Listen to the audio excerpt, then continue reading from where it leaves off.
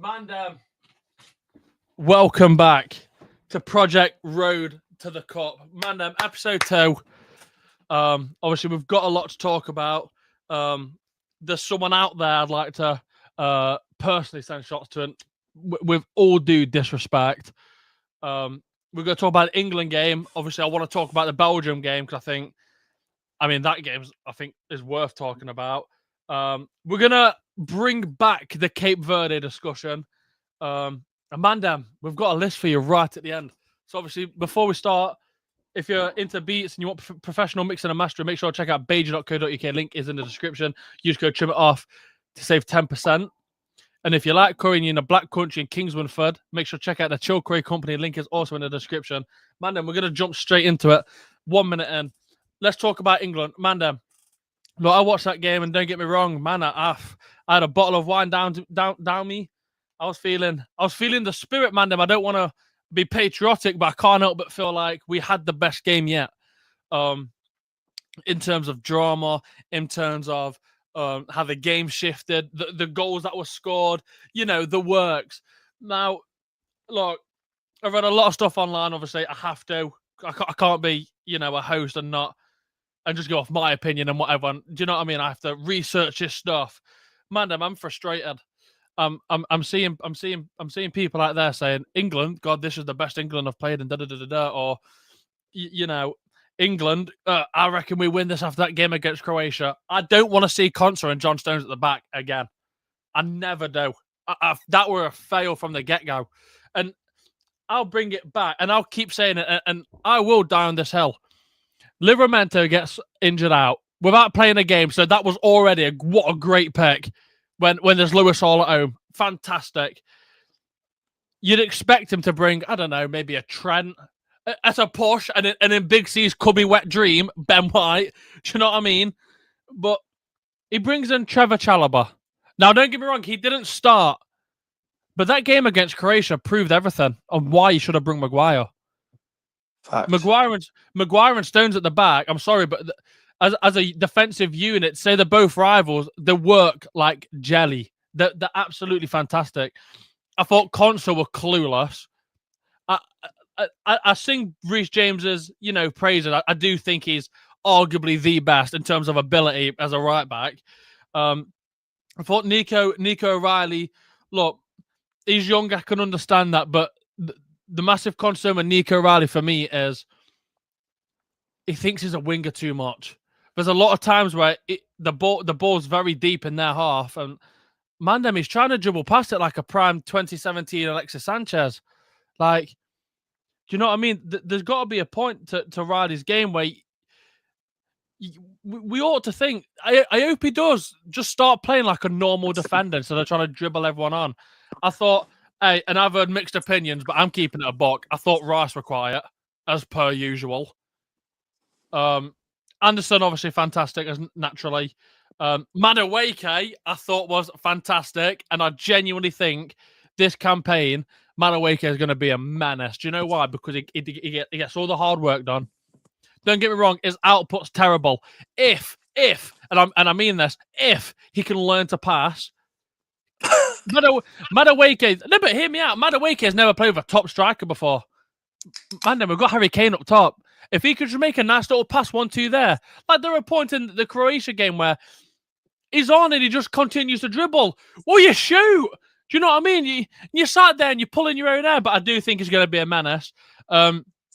Anthony Gordon, honestly, as DC once said, about as useful as an ashtray on a motorbike. There's certain limits to the game, but I must admit, I've been very skeptical of Tuchel.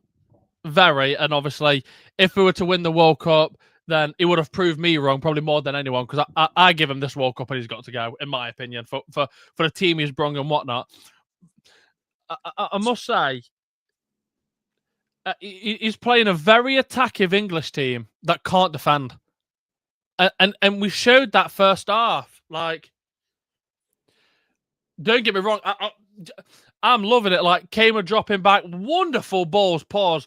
That's a mad pause. But Kane, important balls over to Jude Bellingham. You've got Madueke helping him out. You've got Kane lathering two of his own. Bellingham lathering one of his own. My man, Rashford, lathering one on his own. Man, then we shouldn't have lost that 4-2. Yeah, we shouldn't have won that 4-2. It's ridiculous. Don't get me wrong, the Butraguena goal, outstanding. I thought Pickford could have done better. I agree. Do you not think? I agree. I think Pickford could have done way better than that. I think he got a hand to it. He's got to save it. I'll be honest with you. I think Donnarumma saves it. I think Raya saves it. I'll be honest. Yeah. I think top keepers save that. 100%. Like I remember showing the highlights coming in, and I'm thinking, you've delayed yourself for the purpose of what? The ball was already mid-air, as about as it comes, and then he jumps together. And I'm thinking, what is this talent show we're doing?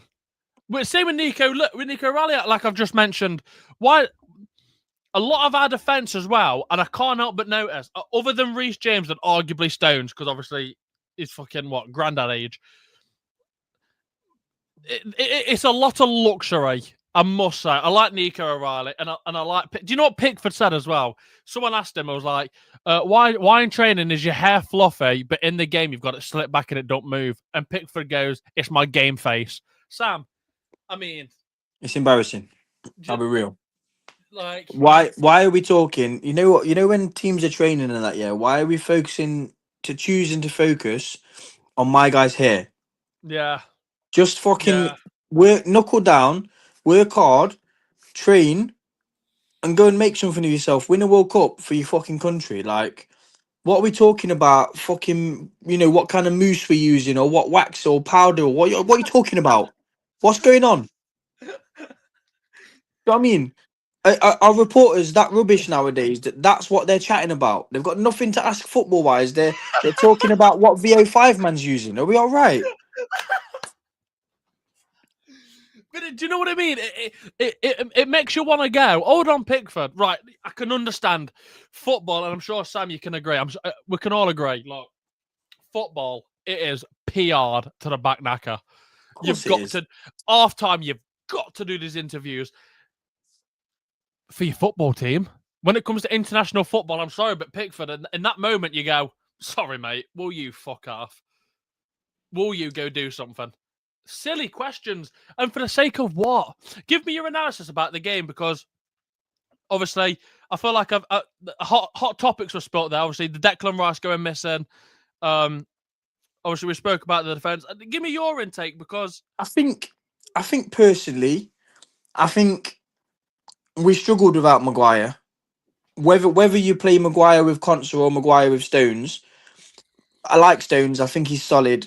Conser's done all right this year, but I look at it and I just think we probably don't concede the second if Maguire's there.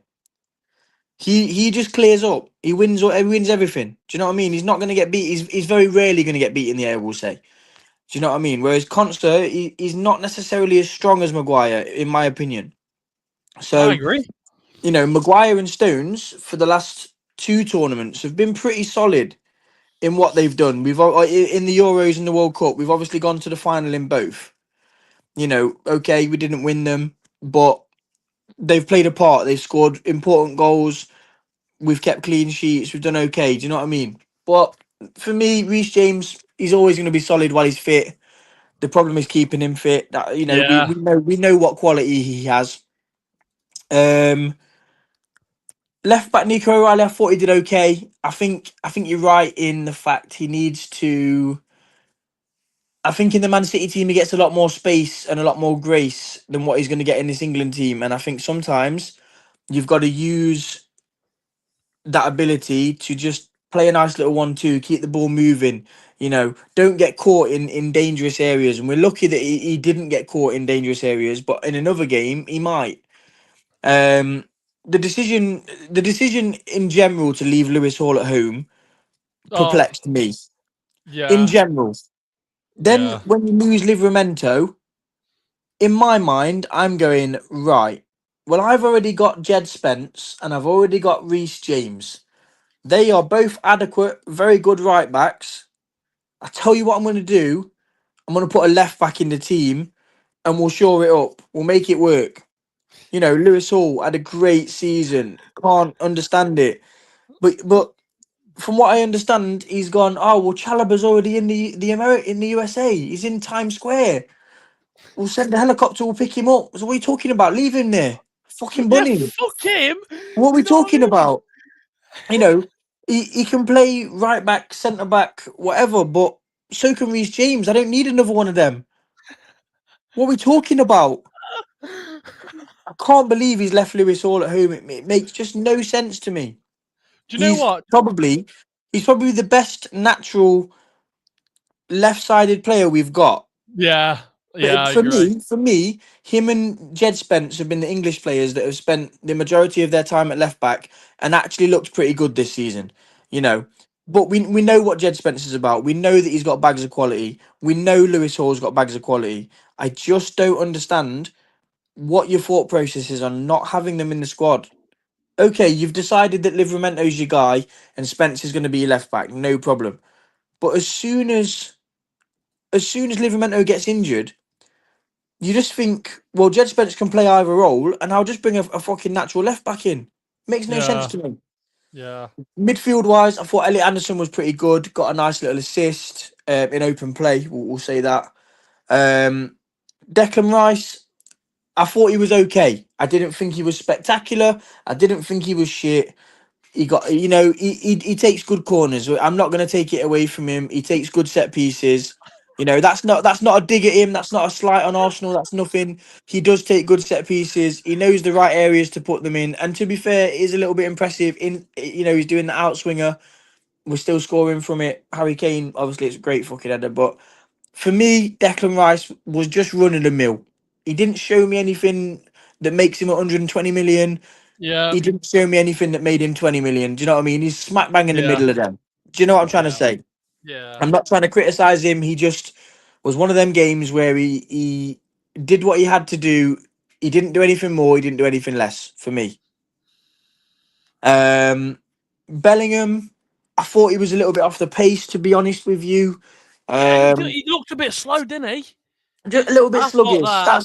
That's the Yeah. thing, and obviously, I think he's just come kind of off the back of an injury with Real Madrid. He's come straight into the squad, and uh, anybody that's played football to any level will tell you that if you have an injury, you don't gain match fitness by training. You can Mhm. gain fitness by training, but that match sharpness that when you're working off two touches instead of three, because in training nobody's going to come and wipe you out. When you're working off two touches instead of three, and it just doesn't sit right for you, or the bounce doesn't fall for you, the sharpness plays into that. You know, again, I thought he did okay. Didn't think he was spectacular. Didn't think he was shit. Got his goal in the end, which he took pretty well.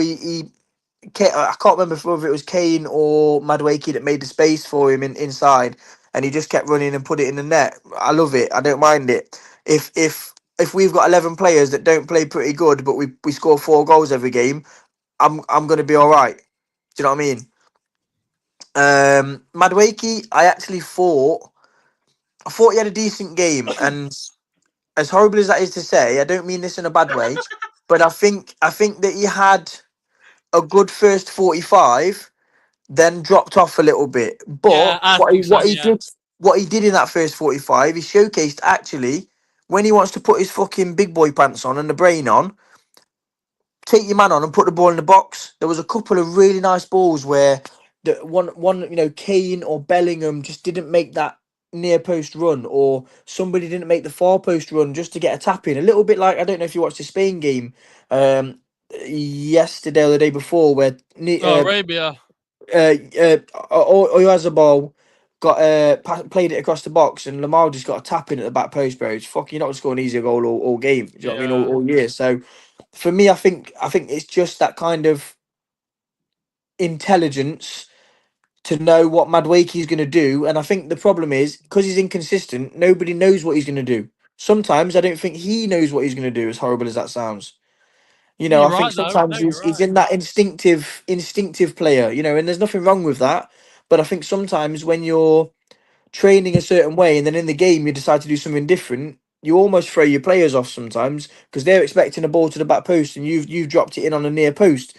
So it's kind of just not trying to, not for me, it's not trying to make your game predictable, but it's trying to make sure that your players are you on the same page. Yeah. Um, The same wavelength. Gordon, yeah, exactly that. You know, you know that the first two or three crosses he's getting, he's going front post. He's done it in training all week. He's hit that. He's hit the byline. He's hit the front post. So Kane, you gotta fucking be there. If you're not there, it's on you because I've told you in training. I've shown you in training what I'm about. Yeah. You know, Yeah. Gordon. I Oh, he shouldn't be understand why he's in the starting. team. I understand why he's in the team, right? And that doesn't mean that I think he should start, but I understand the dynamic of player that he's going for because what he wants is two dynamic wingers that are willing to just run in behind. Now, obviously, Madueke wouldn't be playing if Saka was fit. That's for certain. Okay, Saka's not fit. Simple as that. But Tuchel's philosophy at the moment, or style of fucking play, whatever you want to call it, is give Kane a fucking free roll. And I've been saying this. You will know I've been in the chat. I've been saying this. This is what Tuchel should do. Yeah? Give Kane his free roll that he has at Bayern. He will play as a 6, an 8, a 10, and a fucking 9 all in one. And he showcased it. He showcased it on Tuesday or whenever it was. Sorry. Do you know what I mean? He was dropping in, breaking up play. He was dropping in, spraying fucking 40-yard passes, 30-yard passes. Nice little intricate play. Okay, he scored a penalty, he got on the end of a corner. But on another day, there's going to be more chances. Croatia are quite a rigid Yeah. team, to be fair. Yeah. They're not easy to play against. They want to get in amongst you. Do you know what I mean? Yeah. But They're very Kane, tightly man marked. of course they are. Kane's always going to be Kane. People Yeah. criticise Kane, and I just think it's wild. The boy's got 80 goals and assists this year, club and country. Yeah, he's outscored Cristiano Ronaldo's best ever goal scoring season. And man, them are looking at him like he's still some run of the mill pussyhole from like Leighton Orient or something. What are you talking about? Are you all right? I like Rashi. I think Rashi came on, did well, got his goal. For me personally, it'd be Rashford that starts over Gordon. I think Gordon comes off the bench when tired legs. He's going to get more of an opportunity. I think Rashi for me has to start. Um, And again, once Bellingham gets up to speed, he's going to continue making the runs in beyond Kane so that when Kane drops in, he plays the killer passes. It works. Do you know what I Yeah. mean? It's not Yeah. all about Kane scoring, but for me, Pickford, I think he should have done better for the strike at the edge of the box. But I think he's got a clear hand to it, and I think he's got to get two hands to it, or he's got to have a stronger hand. Again, I'll be honest with you. I think Trafford saves it. Yeah. I don't mean that disrespectfully, but Trafford's just naturally bigger. He takes up more of the goal. I just think Trafford just palms that away like it's fucking nothing, To be and, fair, and for you know me, what? We're so lucky. More teams don't try that because when you actually look at Pickford and he's not that like he's pretty he's small, he's dude. he's, he's very small and he's got small arms. Yeah. However, what I will say is Pickford always shows up for England, even though he conceded that. I don't think he really put a foot wrong other than that. And okay, we could say that's one mistake, but you look at some of these other goalkeepers that are playing in these tournaments, and you think, well, fuck me, like some of these can't even kick a football. It's a bit mad, but no, I think it'd be harsh to say, oh, Pickford, you made a mistake, you're not playing. But I think that he's got to up his game. He's got to be a little bit more reactive, especially because he is smaller in stature than a lot of the other goalkeepers. You look at Donnarumma, he won't fit in this fucking room. Trafford again, Yeah. 6 foot something, won't fit in the room.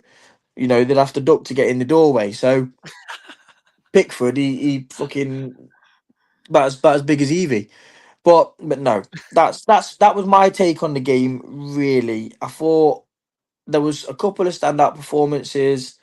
I thought there was a couple of really, really expected average performances. Just seven, six, sevens, 8 out of 10s. Do you know what I mean? Just churning away performances like they always do.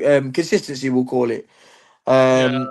And I think there was a couple that were maybe a little bit below what the expectation is. Not what I'm saying they can get to, but what their expectation is for whatever reason. Other than that, I'm happy to take a 4-2 win against Croatia. I think they're kind of a bogey team in recent years. Obviously, they beat us in the semis the other year. I remember about fucking 10 years ago when Rob Green spooned one in. I was still never forgiven him for seeing him in the streets on. Um, you know, but but no, they've always been a little bit of a bogey team for us. So to get past them in the group stage 4-2, no, we're probably not going to touch them again until the last stage of the tournament if they get through at all. Yeah. We go into Ghana in a strong position tomorrow, and I think really we've got to be coming out of that game against Ghana looking better, if not the same as what we were. You know, we've got to control that game. We've got to put the ball in the back of the net, and we've got to make sure that we're coming off qualified. For me, Do you know what? Do you know? Obviously, we spoke about Nico Riley. Obviously, we both Mm. have pretty much arguably the same view of, Yeah. you know, not showboating, but there's going to be a point where he's He's a got. you, isn't he? He's a you, and he's got Yeah, that of course. mentality of I'm not afraid to take people on. Which, to be honest with Yeah. you, I don't necessarily want to coach that out of him. I just No, need I him like to it. make Yeah, yeah, yeah, sure. I need him to make sure that what he's doing is in the right areas. I've yeah. got a lot of time for O'Reilly. I think he's a fucking huge talent, and it's good to see players like that coming through. Would I have liked Maguire in the team? And would I have liked Lewis Hall in the team? You can get rid of Dan Burn and get rid of Concert. I'd have been happy, to be honest with you, you know. Yeah. But I would have been happier. I think there's a couple of other players that I think fuck Henderson off, put Adam Wharton in, you know. Or Alex Scott, Or Gibbs Alex White. Scott, Gibbs White, like these types of players that definitely raise the profile. Um, but Tuchel is in charge. He makes the decisions, and I think we will go far provided that he keeps the philosophy of letting Kane have a free role and making sure that we're a little bit more defensively sturdy. Personally, I do think. Well, you know what the issue is I've got with O'Reilly, and I'm the exact same with you. I think if we're talking talent, he's arguably, potential wise, is probably biggest in the whole of England. England squad. If we're talking, obviously, yeah, there's like Rice and Rogers and Anderson, but look, Nico O'Reilly played for City, scored the 2 winners to win him the Carabao Cup. Like, he's been in yeah. massive moments, and he's done it. My massive concern is, if someone said to me, "Would you rather take Lewis Hall or O'Reilly?" I'd take Lewis Hall in a heartbeat. Do you know why? Because, and I keep hearing that. I'm not sure how true this is, but I hear it every week. Something about, if we go through, we either face Brazil, Argentina, or France. I hear that every week. Brazil, Argentina, France, right? And now this Mm. is what I'm thinking. So Nico O'Reilly's great. So he's either gonna have to come up against Lionel Messi, Elise, or Rafinha. I think he's Mm. fucked if he faces any of them. Because again, like with Elise, not to say he's the world's greatest defender, but he can track back and, he can win you the ball back. I think the same with Rafinha as well. I'll Messi, be not honest so with you. Yeah, much, but I'll be go on. honest with you. I think if we go, well, we are going to go through. I'm not even going to fucking jinx that. When we go through and we play one of these Brazils or Argentinas or fucking France's, he's going to start Spence, and he is. Mm-hmm. He Mm-hmm. he will play Spence because Spence is defensively better. Yeah, I There agree. was all them jokes and shit about the Spence penitentiary and locking up your favourite wingers and that. Yeah, PSG didn't play that well against us. Spence had a fucking class game. Um, people struggled against Spence because he's physical, he's got pace, he's good on the ball, he uses his body well. Do you know what I mean? So his I tracking's think remarkable. in games where the Croatias, the Ghanas, where you probably want a little bit more creativity on the ball with your wingers, with your fullbacks stepping in to them in inverted midfield roles now, we should say, the inverted wing back role. Nico O'Reilly probably excels at that because that's what he's exactly how he's playing at Man City. Yeah, Yeah. Whereas when we've got to sit in and defend, and not even sitting and defend, but when we know we're going to have to win our 1v1 battles, that's what he's got Spence for. You know, and again, would I have felt more comfortable with Lewis Hall? I like Lewis Hall. I like Spence. I wouldn't particularly feel uncomfortable with either of them personally, you know. But I think that's exactly why he's there, because I think really Tuchel's probably identified that Rafinha plays on the right, Yes. Yes. Messi Yes. Yes. plays on the right, Elise plays on the right. All of these players play on the right, so really that's why he's not gone, oh, I've got Spence and James. Because he's going to play Spence there, because really Spence is probably the more defensive fullback that we've got. Reece James is good on the ball, he's strong, he's physical, he can defend. Um, Livramento even, again, going forward, he's decent. He's not the best defensively, he's all right. But I think that's his plan, personally. I mean, yeah. There's got to be something there with who he's brung because Because it sure as shit ain't going to be Dan Burn, mate, because you get yeah. fucking blazed Can I up. can I just say as well? This whole Put Dan Burn I in a don't spliff. I don't understand. What? I just do you know what? I'm gonna end this. I'm gonna end this. The whole damn burn thing. Yeah. People keep saying, and I keep reading it everywhere, and people, even in our group chat or people I talk to outside of YouTube, they go, "Well, we've brung Dan Burn for set pieces. You know, he doesn't score.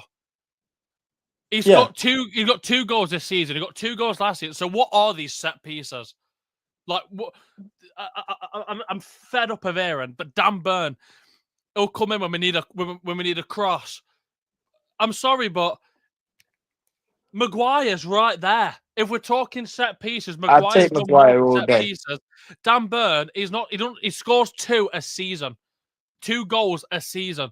They might not even be set. Do you know what I mean? There's this whole concept of, but we've brought Dan Burn for set pieces. He don't score set pieces. He don't get involved in set pieces because he don't do anything in them. One thing I do want to bring up, and this, fuck me. Well, when the game was on, I didn't actually notice it until I saw it on Twitter. Now, this, you have to bear with me. This gets me at a whole nother level. I understand. I understand we're England. I understand we're arguably, in an aspect, one of the biggest well-known nations in the World Cup. Mm-hmm. This on your screen is fucking appalling. I didn't see it when the game first started going on. This is this is appalling. Our close. My man can't even sing national anthem. Are you joking me? Everything's a cash cow now, mate. Listen, Look at yeah, that. these hydration breaks, yeah, are a way to just introduce adverts into football. They Yeah. introduce adverts into films, everything now. This is just a way to introduce adverts into football, and they'll start to transition it. You know, it probably won't take in this country because everyone here is a fucking just a meathead, aren't they? Just fucking Yeah. hydration break. And to be honest with you, genuinely, some games, yeah, it's required. You do need a hydration break. I hear it, you know. You're playing in 30, 40, 50-degree heat. Not many people are used to that in Europe, I'll be honest. Yeah. But some of these games are played in fucking, and we've spoke about this before, but some of these games are played in air-conditioned stadiums with roofs on. 11 p.m. You know what I mean? 11 p.m. at night with air-conditioned fucking stadiums. My room's hotter than where they're playing. I'm sweating up. Got no fan. Do you know what I mean? Fucking fuming. They've got fucking built-in fans. I'm sick of it.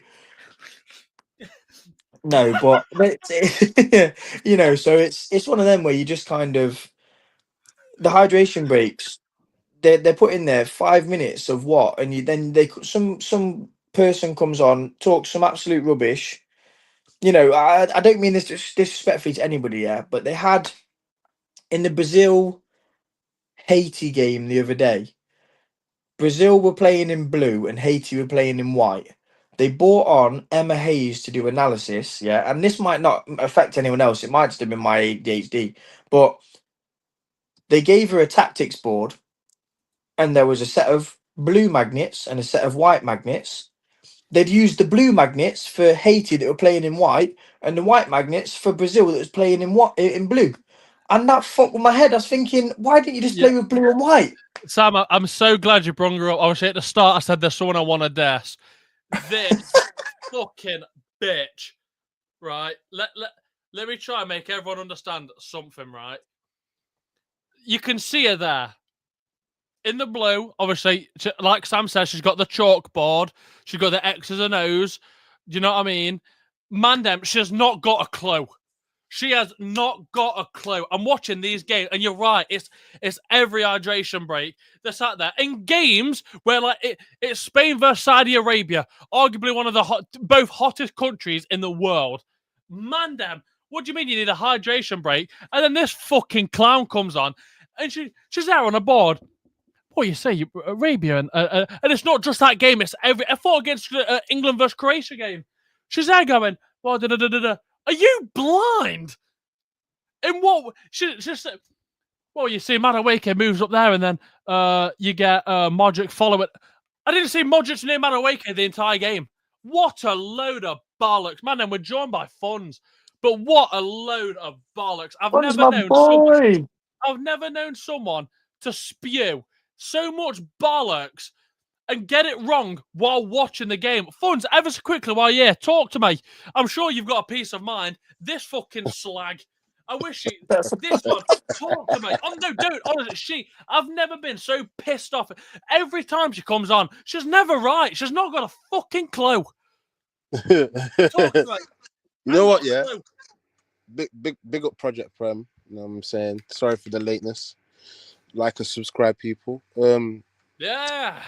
Yeah, man. Do you know what? It's something new to look at. That's how I see it. It's something new to look at. What do you mean by that? What do you mean it's something new to look at?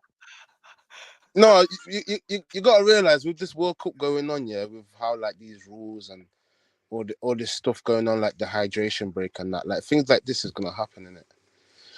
Like, and plus, if you want to dive into a next conversation to do with women's football, this World Cup is the perfect example for it because they're trying to gel everything in that normally in the football world, away from America, things like this don't happen. It's not normal. So now that we're in America, I'm being serious. I saw a quote. I saw a quote from Emma Hayes that said the WSL Prem is the same level as the men's Prem, so they should get the same bonuses, the same equal opportunities, the same everything. Now, women's football, there is amazing advancements that's been made into women's football, but I think it's incredibly naive for anybody to sit here and say that women's football is as profitable as men's football. Sometimes for a lot of these clubs, what a lot of people won't know, a lot of these clubs actually run their women's team at a deficit or at a loss just to keep them going based off the money that they make from the men's side of football. Yeah. And I think a lot of people don't realize this. I think they genuinely think that it's as profitable and that you know that tens of millions of people watch them. And you know, and I'm not being disrespectful to women's football. Like I say, 20 years ago, you wouldn't have even had girls that kick footballs, really, or very little, I should say. You know, both my girls play football now because I encourage them because I want them to do whatever they want to do. You know, I think that the advancement into sport for women is massive and is much better, but I just think we can't be naive to say, oh well, we're going to pay the same amount to women. We're going to give you 30 million a year, like I don't know, Rashford might get, 500k a week or whatever. When actually you don't actually make that revenue in your TV sales or in your stadium sales or anything like that. Like it just doesn't correlate. And I think sometimes we've got to regulate that. I've just got a stat up here, obviously about profitable and everything else, because a couple of years back I watched this clip of this dude and they were explaining how obviously women aren't going to get paid enough again through revenue. People have to watch the women's Euros final. It estimated the final alone reached 450 million views. Are you ready? Yeah. Manchester United versus Liverpool, not a final, not fuck all, 500 to 700 million. I mean, Sam's right. You can't be naive, innit? Like, I'm sure everyone knows that. It's just that people to do with the, women's football, they like to be naive and like to think, it should be the same when it's not, because you're about 40, 50 years behind. No, but I just like in terms of what you're saying, I just think to myself, when you say these things, I think you're actually pushing women's football back, because I think that you need to appeal to the audience that you've got. You need to appeal to the male audience, because I love to support the Lionesses. And the Tottenham ladies team. And I'm not going to, what Emma Hayes or anyone else says about the advancements in football or the equal opportunities or blah, blah, isn't going to put me off. But I think some blokes would just turn the telly off because they think, oh, well, she's talking rubbish. I don't care. Yeah, what a load of And bullshit. I don't mean that in a horrible way, but I just think that there are blokes out there that won't necessarily actually understand they're trying to fight for something that they think is right. Whether we agree it's right or not, that in their mind it is. But I think, like I said, I think it comes from a bit of a place of naivety where you aren't actually looking at the figures, you aren't necessarily privy to what the club makes are based off women's football alone. And I think if they got closer to that and maybe publicized that a little bit more, I think a lot more people would kind of understand and go, well, actually, the ballpark that we're in is where we are. And in 20 Even years' so, time, it might be sense of completely entitlement different. as well there, because they think that they should be getting them type of numbers and they should be getting these bigger. When you can't, you have to earn it. You have to, like you said, Sam, attract a certain audience. Do you know what my favorite clip? They haven't. Sorry, Funds, but do you know what my favorite clip is? I think this is the most perfect example. That Chloe Kelly interview, and it's David Beckham or Beth Mead. Oh, it's a tricky one. Oh my God. Mead for Washington 22. Shut up! What are you doing? And then she was like Pele or Beth Mead, and she was like, "Oh God, shut up, bro." No, but you've got to be you've got to be trolling at that point. What you're doing is for clout. There's absolutely no way that somebody's gone, oh, Pele over 1,000 goals in the game, right? Won, think 3 World Cups that he won, an X amount of club trophies, and they've gone, yeah, Beth Mead 2022. Like, Beth Mead's a good footballer. No, Beth Mead's a good footballer, but ahead of Beckham, ahead of Pele. What next? What next? Do we take we taking Beth Mead 2022 over Ronaldo and Messi? Like what's going on? Come on, help me. Mead for Help me to help 15. you. Man, it's a whole shamble. We'll move on because there's another subject I think is pretty hot at the moment. Obviously last night Uruguay drew to Cape Verde. Now, man, this could get emotional. Can we stop making the Cape Verde situation look all cute? Because in my opinion, the draw against Spain, did you watch it? Spain was shit. It weren't like Cape Verde ran rings around them. Never that. It wasn't even close to like a Germany versus Ivory Coast that was on the other night. They couldn't string a 5-yard pass. Cape Verde couldn't. The last minute, I'm sure we spoke about it last week, but I can't help it. Last week, maybe we spoke about the corner and the commentators that are going, and he's there for the corner. 96 minutes, so I can understand the hype, the suspension. Like, fucking come on, Verde. Cross comes in, edit it. He edited it like that, so how it went down onto the ground, keeper didn't move. Unai Simons just caught it like that, played on. Commentators, oh, what a chance! Mando, are we taking the fucking piss? And then they drew against Uruguay last night, and everyone's going, "Hey, Cape Verde drew against Uruguay." That's not great. That's not good. Like, Uruguay's wank. I know we drew to them, but obviously there's a massive difference between when we played them then to how we played against Croatia. Now I can actually, how I saw it wasn't Croatia, I can sit and say, well, we didn't really try there, to be honest. I think for me, what the novelty is for a lot of people is that Cape Verde is like a San Marino, aren't they? You know, they're the underdogs. They're in their first ever tournament. You know, it kind of, I liken it a little, well, slightly, not the same, but I liken it to when I remember, I think it was Ghana win their first World Cup for ages.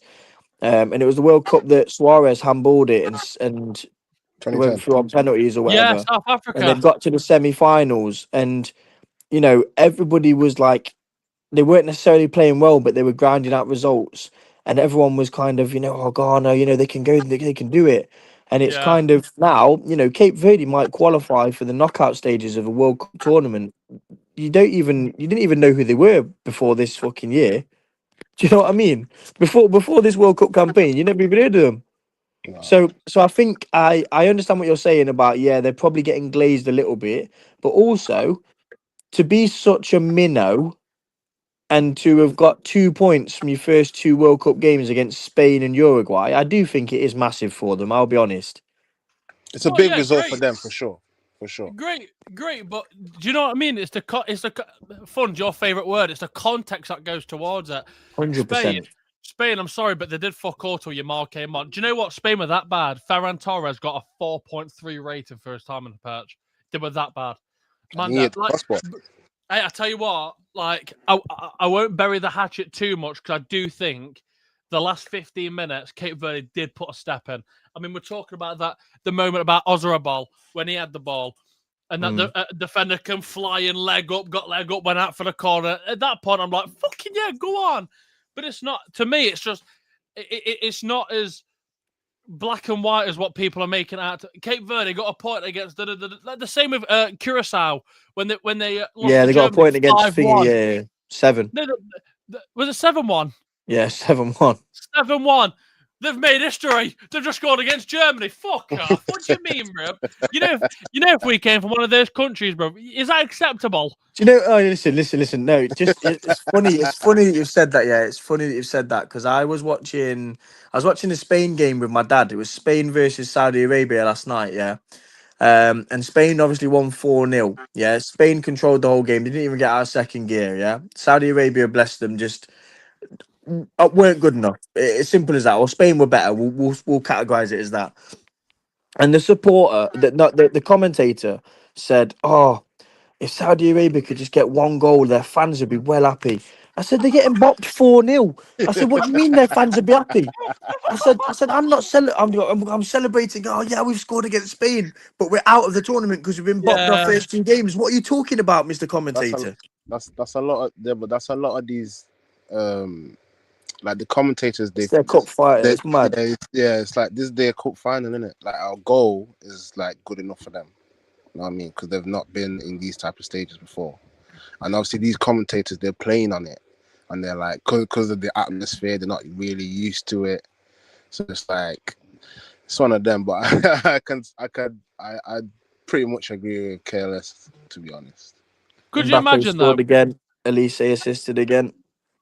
Could you just imagine though, like there's someone in Saudi Arabia, the 4-0 down, fucking whoever Al Jabari, that left winger, I think he is, goes in, he cuts it, and the Arabian sat there goes,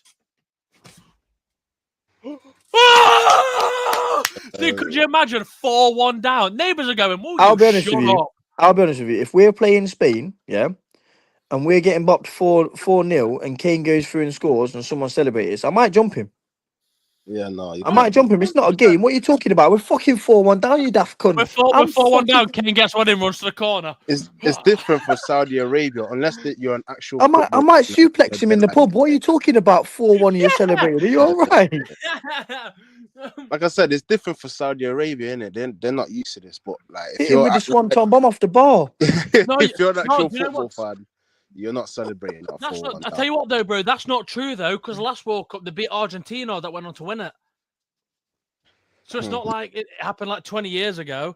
It happened last. Do you know? But do you not think these small? And another thing about these small teams, this gives every reason for these fucking idiots that go, and that's why there's 48 teams, and that's. Do you know what I mean? And I think, man, damn, like the World Cup obviously happens once every 4 years. Obviously, it's the one time the nation gets together. Fantastic. I've never seen so much shit in my life. The South Korea versus Czech Republic game, I fell asleep. Ivory Coast versus Germany. And do you know what makes it worse? You go on YouTube and you say, Germany on hinges scores last minute. I watched the game. Hinges? They're still in bed. Yeah. Like, Do you know one thing that me and my brother were talking about the other day was you know, European club competitions, yeah. So you've got Conference League, you've got Europa League, you've got Champions League, yeah. Some of these Curaçaos and Cape Verdes and these teams that are ranked 100th in the world, or whatever, blah blah, right? I think that up to a certain ranking, you should play for the World Cup. Up to a certain ranking, you should have a plate World Cup or whatever, and then even if you just do 2 tournaments, not 3 like the Conference League, but I think you give some of these minnows the chance to actually play against, you know, because Saudi Arabia getting bopped 4-1, Curacao getting beat 7-1, you know. I just think actually you give some of these smaller nations the chance to go and take silverware back to where they're going to, you know. yeah. You know, I don't know. You've got your top 40 in the world, right? You've got, I don't know, top 60 in the world that you will qualify for the World Cup. Then anything between the top 61 and 120 will qualify for the plate, and you do it that way. And then, you know, your Brazils, your Netherlands, your Argentinas, your Frances, your Englands, they're all going to be in the same tournament. You're going to have to beat the big boys if you want to win it. Yeah, you don't get to skate by just fucking, you know, oh, well, my group was fucking Panama, Scotland, and fucking Haiti. Do you know what I mean? You know, Brazil get that group, you expect them to trounce them all. You know, then they go through, they get an easier fixture in the second round because they've won their group. You know what I mean? They get the home fixture. They end up getting fucking, I don't know, Croatia or fucking someone. You know what I mean? Lithuania. So I just think to myself, like, I think that'd be a really good idea. You know, why do you have 2 European club competitions, but you're not willing to do it for your World Cups and Euros? I think it's a bit silly. I think so. Do you know what? An interesting what you mentioned Panama there. I've just checked Panama in like club in country world football rankings. Panama are 31. They're above Sweden, Scotland, Congo, Serbia, Czech Republic, Poland, Turkey, Ivory Coast. That's nuts. That is. That's How? another. That's what I I could mean. put an How? 11. I could put an 11 together today and beat them. Do you know what I mean? It's one. That's another one. What determines these positions? Because we're 4th, but we went out last World Cup. We were second. We were second in the World Cup. We went out to fucking France. In the semis. Sorry, we were third. We were third because we beat Thingy, didn't we? On pens. I suppose, yeah, we got to the final of the Euros, but Panama 31. Like Have they been in the World Cup yet? Yes, they played Ghana, and Ghana. I tell you what, man, I keep saying I'm worried about Ghana because I just think Panama would have been a better team against Ghana. Like they actually was. More shots. They lost, but more shots, more possession, more key passes. Dude, Panama, 31 above teams like Scotland. I know Scotland are a bit naff. Oh, I do want to talk about that game actually. Scotland and Morocco. What a shit show. The goal was fantastic. For whatever reason, why you had to zoom into McTominay's crotch when he fell down is beyond me. You can see it poking up. Just, hello. I'm telling you, bro. For genuine, for whatever reason. But them lot, what a bunch of babies, bruv. I've never seen a team complain so much. You've got McTominay trying all his fucking best. You've got John McGinn picking his nose on the left-hand side. You've got my man up top, what's his name? Chief Adams. Che Adams. Fuck him. Chief Adams. Chief Adams. Fuck him, bruv. Honestly, he's useless. I just think you've got to try harder. And I don't think Morocco were that good of a... They didn't put that much of a fight. You know, and it was only 1-0. Obviously, Mandem, let's talk about Netherlands and Sweden. 5-1. Are we worried? I think Netherlands will be fine. Should. The Netherlands are a good team. They should be a good team. They've got good players. So, to be honest with you, I think they're strong in all positions this year. I think you look at their back four or back five. Verbruggen's decent. Then you've got Dumfries on the right. You've got Van der Ven on the left. You've got Van Hecker and fucking Van der Wijk Van Dijk. I don't know what I'm trying to say. As your back five. Then you look in your midfield. You've got Frankie De Jong, Gravenberch. I don't even know who plays beyond them, but just them two. You like. Well, actually, we'll control this game. You've on your left, you've got Gakpo, he's scoring goals. Up front, you've got Stiff Buku, fucking Brian Brobby, just punching man up.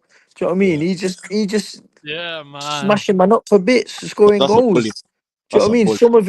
Somerville on the right, scoring goals. He's a bully striker. He's like European Drogba blood. He just elbows and fucking shoulders, but everywhere. You know what I mean? Fudge, talk to me. If we were to go up against them, Yeah, I think it'll be a good game. It'll be a good game for sure. Issue would be is defensively for England, isn't it? It's maybe that because there has been a little leaks at the back for England, but will they be able to handle what's his name? Brobby. That'll be tricky. Gakpo.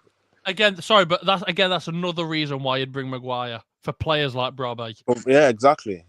I agree. Yeah, not so much. The back four for England, they ain't got that much physicality. I mean, Kwanzaa, he can show a little bit, but I don't think he's that strong. I'll be honest. I don't think he's that strong. Same with me. Obviously, he's got that little, that little bad man swagger, you can say, but I reckon he get wrapped up.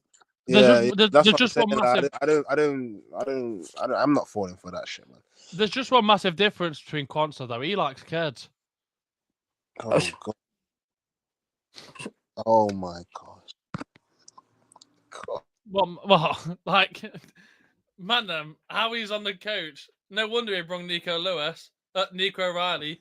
Little feast for him if he gets pissed. I don't agree with it. You bring a kiddie fiddle instead of Harry Maguire. What are we doing? Let's talk about Japan. To be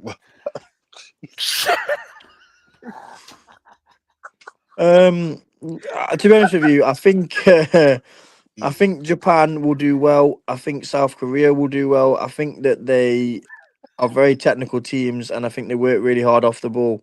So I think you'll see them in the latter stages of the tournament. At least one of them for sure. There's a lot of national teams that man I've seen recently that there'll be dark horses in this. Yeah. Competition, you some African teams like Senegal, Morocco, and then we just said South Korea or North Korea. I like Morocco. I think Morocco will do really well. Not North Korea, Japan. North Korea. We'd have to lose that one. Yeah. Yeah. No, there's going to be a lot of international teams that are going to be dark horses, man. I think Senegal will be one, maybe. Morocco as well. Yeah, I'm looking forward to them too because they were in the African Cup final, weren't they? And so yeah, there is a lot of fodder though. Yeah, but it will start to wind. It will start to wind itself down. Yeah. No, Senegal, the first game we played France, innit? how the hell did you like only score 1 goal is insane to me. Yeah. Insane. The I don't amount know of why you're chance. saying us lot like we're not English, but I don't know what do you mean by that? No, no, I'm Senegal in it, but yeah, no. How they lost not how they lost that game or even not scored more than 1 goal is insane because the Yeah, they amount of played chance well, to be fair. is insane. But yeah, no, I'm looking forward to these teams. Do you know what? I think it would be a detriment if, like with the Verde game in Spain, I'd be so not ashamed. I'm not that bothered, but like, if it came down to like, I don't know, let's say Verde and Spain go at it again in like round of 16, it'd be a massive shame if Spain drop a stinker and then that's the game Verde win. Then it's like, well, you're obviously not going to win that. Whereas if you have Spain, it's like kind of obviously we'll cover every team of the Project Prem. Funds, talk to me. Portugal won, DR Congo won. I mean that's got to be something for you. Something for you is nuts. No, hey, Man basically said your team stinks. no. Yeah, they shouldn't be picking up any points. You've been gifted a point because Ronaldo is dead. Bro. You know what's mad? Yeah, I was saying 99% faith and 1% chance. I was, and I was Really? and I was getting flipping. Yo, How is in the chat? I had people literally after the game, after my neck, like saying that, yo, Pause. Pause. What do you mean know, after your neck? What do you mean by Yo, that? Relax on that one. That's crazy. yeah, why for that stuff? Why for that? But yeah, Wow. What's going on today? no, people after me still, and they were like, yo, you're not supporting Congo. You're not backing the team. I'm like, well, I was. I said 99% faith in it. You know what I'm saying? I had faith in the boys. No, you know what? Yeah, what saved us in that game is that the midfield for Portugal were shocking, absolutely shocking. Like they were playing through Vitinha when really and truly you should be playing through Bruno Neves. Fernandes or Neves, Yeah. But because they kept giving the ball to Vitinha, he's just holding the ball for an extra 10-15 seconds, like. And there's loads of movement. Don't get me wrong. Congo held their own and had the formation set up. Whatever they had, the banks of it's 6-4-1 or whatever it was, and yeah, they held their own. But Vitinha weren't really creating anything. You know what I'm saying? Side by side, backwards, and left, right, backwards. Like, and then Neves is doing the ghost runs, but he's not getting the ball. Fernandes is screaming for it. He's not getting the ball. You know what I'm saying? People criticize Ronaldo. I hear it, but at the same time, when you're not getting the ball up top, and Sam, you know this. When you're not getting no service, there's no point being on the pitch. Yeah. No, it's techie like that. But I think the problem is I don't think they trust Ronaldo. I'll be so real. No, they don't. I don't think No. they've got trust in him. Like we were talking in the chat earlier. Rems was talking in the chat, and But I don't understand he why they was. don't, though. He's their top goal scorer ever. But you listen, yeah. We all know, yeah, that at some point our star man, our star player, whatever, is going to decline because he's getting older. He's gone to play in a league that is not competitive. That really he should score 50 goals a year because he's played at the top level all his career. Yeah, 100%. And he's now coming into a team, and I genuinely mean this. I don't mean any disrespect to him. He's obviously a phenomenal footballer. He obviously has the IQ, but sometimes your IQ and your body don't align. We all know what it's like to get a bit older, put on a little bit of weight. Obviously, I'm not saying he's in bad shape, right? But I just think they see him in training, they see him in these games. I think the first game they played, I can't remember who they played, but he wasn't good. He just even in the couple of friendlies that I saw him playing, he wasn't good. And I think they're slowly losing confidence in him, and I think he's slowly losing confidence in himself. Mm. And I think that's a major thing. You know, with Messi, you know, Rem said it earlier. They look to use Messi at any. They look to use Messi footballing wise at any point that they can. You know, because he's still got it. He's still going to make something happen. He's going to score you goals. He's a top scorer in the tournament. He's got 5 goals. You Yeah. know, so and you know he could have had 2 hat tricks in his first 2 games. It's not easy to do it at the top of the world stage, but with Ronaldo, you kind of look at it and you go, well, actually, where are your goals going to come from? They're not putting the ball in the box for you. You're no longer taking people on like you was before, step overs and tricks. So what are you getting on the end of? Mm. They're better off. They're better off dropping in a more mobile midfielder, a more mobile striker, or somebody that's going to drop in and play nice little 1-2s and get the wingers in. I think That's my they missed opinion. Jota. I think they missed Jota massively because he was the glue, weren't he? Like because he was a nuisance. They'll play him Yeah, anywhere in the front three or maybe in the cam. He can be that little, you know what I'm saying? But yeah, I can agree with what you're saying, Sam, because I made a little argument for Ronaldo. I'm thinking I said like, listen, the guy's had 25 touches in the whole 90 minutes, and them 25 touches is only because he had to drop in and did few passes. yeah, hear it.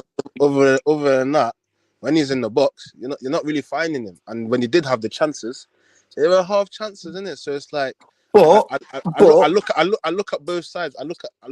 I have sympathy for him, but at the same time, it's like just like you said, if you're not gonna do that dropping inside more often, or if you're not gonna be that playmaker a little bit, or if you're not able to get the ball in the box for him, how are you gonna get your goals?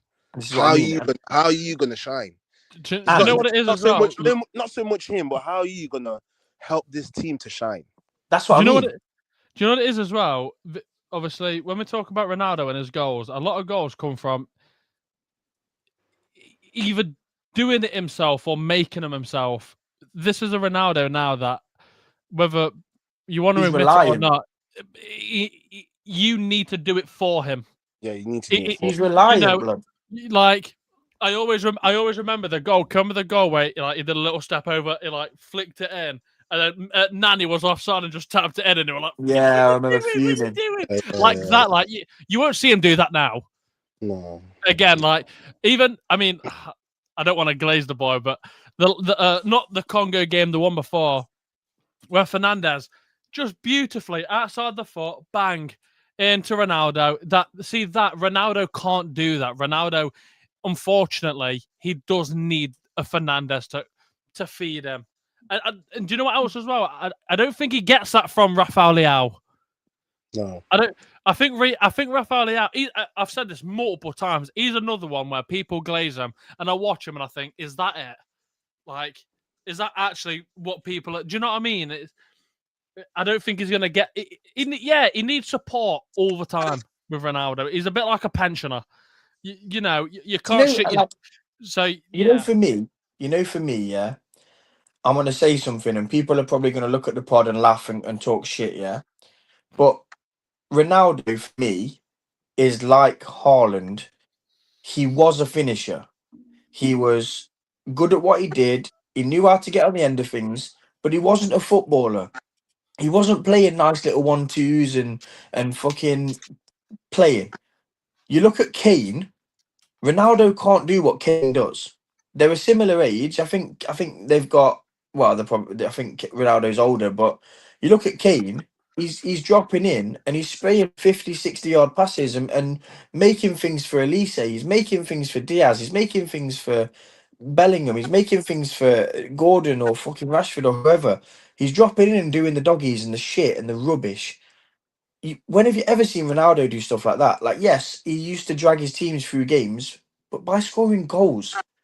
When you yeah. take away the goals, what does he have?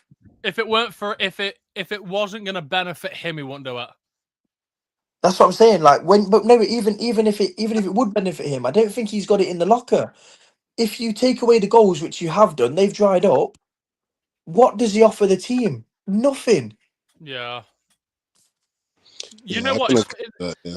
It's funny you say that. Just take a second and just try and think of time Ronaldo assisted.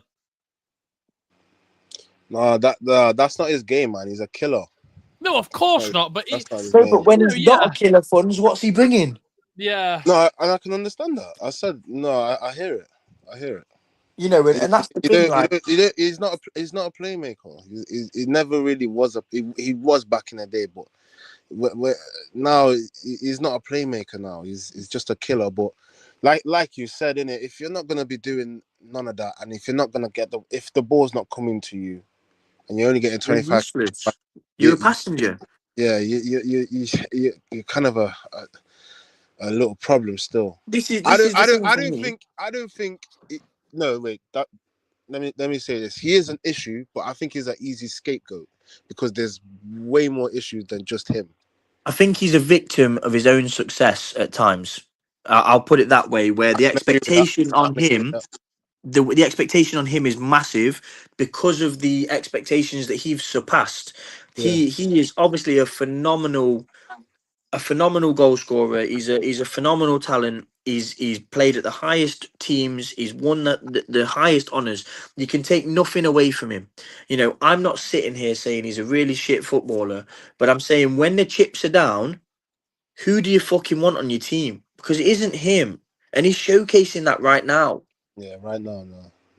You know, and that's not to say that 5 years ago you wouldn't have took him, because you would. You'd have snapped him up in a heartbeat. If somebody would have said to you, "Oh, well, you can have Ronaldo if you want," you'd have gone, well, "I'm fucking taking him." Obviously, Yeah. Man United bought him back. He scored 18 goals in the Premier League, got another 5 odd assists or whatever. He when he has the ability, and when he's got the confidence, and when things fall into play for him, it works. But until that moment, when it doesn't work, it looks ugly. Do you know what another thing with Ronaldo is? He will not let himself be dropped. Like, He's too high profile to drop. Yeah. No, imagine you drop him.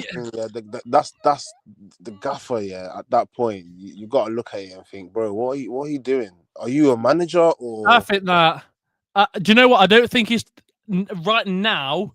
I don't think he's too high profile to not play. I think he believes he is. Because there was something that happened not too long ago with Al Nassr about him not starting him, but he went on strike. Yeah, like, mad. Do you know what I mean?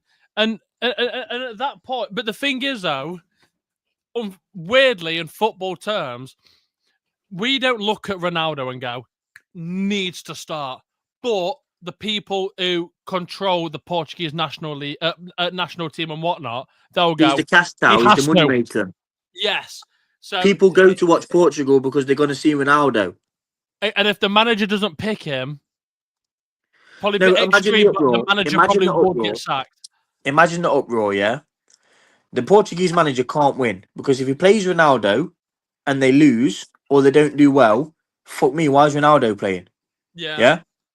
If they don't play Ronaldo and they don't win or they don't play well or they lose, fuck me, why is he not playing Ronaldo? Yeah. Do you know what I mean? Ronaldo makes the difference. He can't win. This is where like managers. This is where I look at Roberto Martinez and I think, well, then get off the. That's what I'm saying. You got to coach the way you coach. You can't be governed to, you pussyhole. We've seen players, not just Ronaldo, but we've seen high profile players not playing good for a certain period of time, and they get Torres, people like them man, they were scoring 50 goals a year. Yeah. Yeah. Do you know what I mean? Then they started looking shaggy. They're not getting that sympathy, you know. You know what I'm saying? So at that point, I'm not so much looking at Ronaldo like, yo, get off the pitch. It's more so the manager, like, bro, you're the one picking the team. Why don't you bring him on? Well, that's the question. Who's picking the team? Is it you or him, blood? Yeah. Pretty much. Yeah. Why are you being governed to? Because no one's going to play for you. Nobody's going to think, well, okay, well, you know, I can earn my position. Actually, there's one name that's starting on already. You know what I mean? If I'm a number 9 playing for Portugal, I may as well put my fucking feet up. I must say, that's why to an extent, I do like Tuchel. Because I think if any of them, like, I think if we still had Southgate or we had someone else like Brendan Rodgers or Roy Hodgson, But I think if they were like just a profile, I think if they were manager, I think they would They look would at be governed players like to. no, but I feel like they'd look at Palmer and go, "Well, we can't not bring him." The It'd exact be same of stature over form. exactly. When we had Scholes, Lampard, Gerrard, fitted them all in. I do like with Tuchel, he's not gone. But it's Palmer. We have to bring Palmer. I still maintain if we'd have played Carrick, we'd have done something. Do you see what I mean? So I do rate him in that Just aspect. give me the job now. Just give me the job now. I'll take it. It's no problem. Yeah, I would like to see us manage a club. I think that'd be fucking cool. That'd be fucking cool. Man, we're gonna move on to the list, to the team, to the supreme team. Mandem, I sent a task to the Mandem. Obviously, I'll explain you the rules. Oh, let me get it up. That's the wrong one. So once again, goalkeeper to striker 4-3-3. I told the Mandem you need to write down your most memorable players from the World Cup from each position you think of. So let's say Sam, you think of a left back, you've got a name straight away when you think of World Cup. Funds, you might have an 8 you remember straight off the back of your head. You put him down. It's pure vibes. There's no rules. It's just pure vibes and nostalgia. It could be a player that played today or a player in the 90s for some, Sam. Thanks, mate. And for the centre mids, because obviously last week I was just putting them in centre mids, but I like the concept of a 6, a 8, and a 10. So the centre mids will be 1-6, 1-8, 1-10. And then at the end, obviously, we'll all sit down and say, well, I think if we're talking about memorabilia, this guy's got to be in. It's better there's 3 of us now. It's better there's 3 of us. Yeah. Because now we can actually have a vote. Obviously, Jams can't make it, but obviously, apparently, in net, he did put Gokaraz. So shot. Lucky. He put right back Ben White. No, he put him right wing. Sorry, he put him right wing. And then wait, who did he put here? Raya, centre back. Okay, we'll ignore Jams. So he wanted a progressive passer in there, didn't he? And he proved it in the Bournemouth game. He did. He did. Mandem, we'll get the ball rolling. So obviously we'll start from keeper, left back, centre back. So you'll catch the gist. In goal, I've gone 2 weeks in a row. I've gone a shower. The Mexican goddess. I always forget about him, you know. What? I've gone rogue. I'll be honest. I've gone vibes and rogue. Jams is there. Jams has put. I didn't put Ben White right wing. No shout for Ryan centre half though. Oh, gocking that. Right, my goalkeeper. I've gone for the big, the bad, Oliver Kahn. This guy was a maniac. He was throwing elbows at people. He was punching people. He was actually decent in goal, but this guy was just a nutcase. You know, when you look back at them kind of Germany games in the late 90s, early 2000s, Oliver Kahn was a fucking madman. I love him. Yeah, the highlights I've seen of him. I mean, hold on, sorry, but that story of they did a charity penalty shootout, and every pen that went in, it would go to charity. He saved them all. It's like the Chasers, that is. It's like the Chasers. We've just stopped into the 50k going to charity, fucking laughing and joking. I rate it, you know. Fun's talk to me. Yeah, I'll go with Casillas only because of the World Cup that he won and that save against Robben. Robben, unbelievable. Hear it. Bad boy save. Bad boy save. Stays in my mind, bro. That's a bad boy save. Bad boy save. I think, to be honest with you, I think if it wasn't going to be Khan for me, I would have picked between Dida or Casillas. I thought about Dida, but he's a bit too before me. Yeah, fair. Hear it. But for me, I watched him in several World Cups, and again, he always performed. Watched him at Prime Milan, always performed. So bad man goalkeeper. But the thing is, when we look back, obviously it's only me because I'm only in the 90s. Thanks, careless. But for me, I look at it and I go, you know, I've been really blessed to see Casillas, Buffon, Neuer, Kahn, Oliver Bierhoff, Seaman, really, really good goalkeepers. Loads of them that have come through and played, and then Dida, even Julio Cesar coming up in the late 2000s, Yeah. like all of these really good goalkeepers, you know. What, Jams, not Gyökeres? Yeah, that's confusing me. Surely Gott gets in there. Oh no, I've just got a DM off Jams. Oh, he wants to put a tattoo in the 8. Okay. So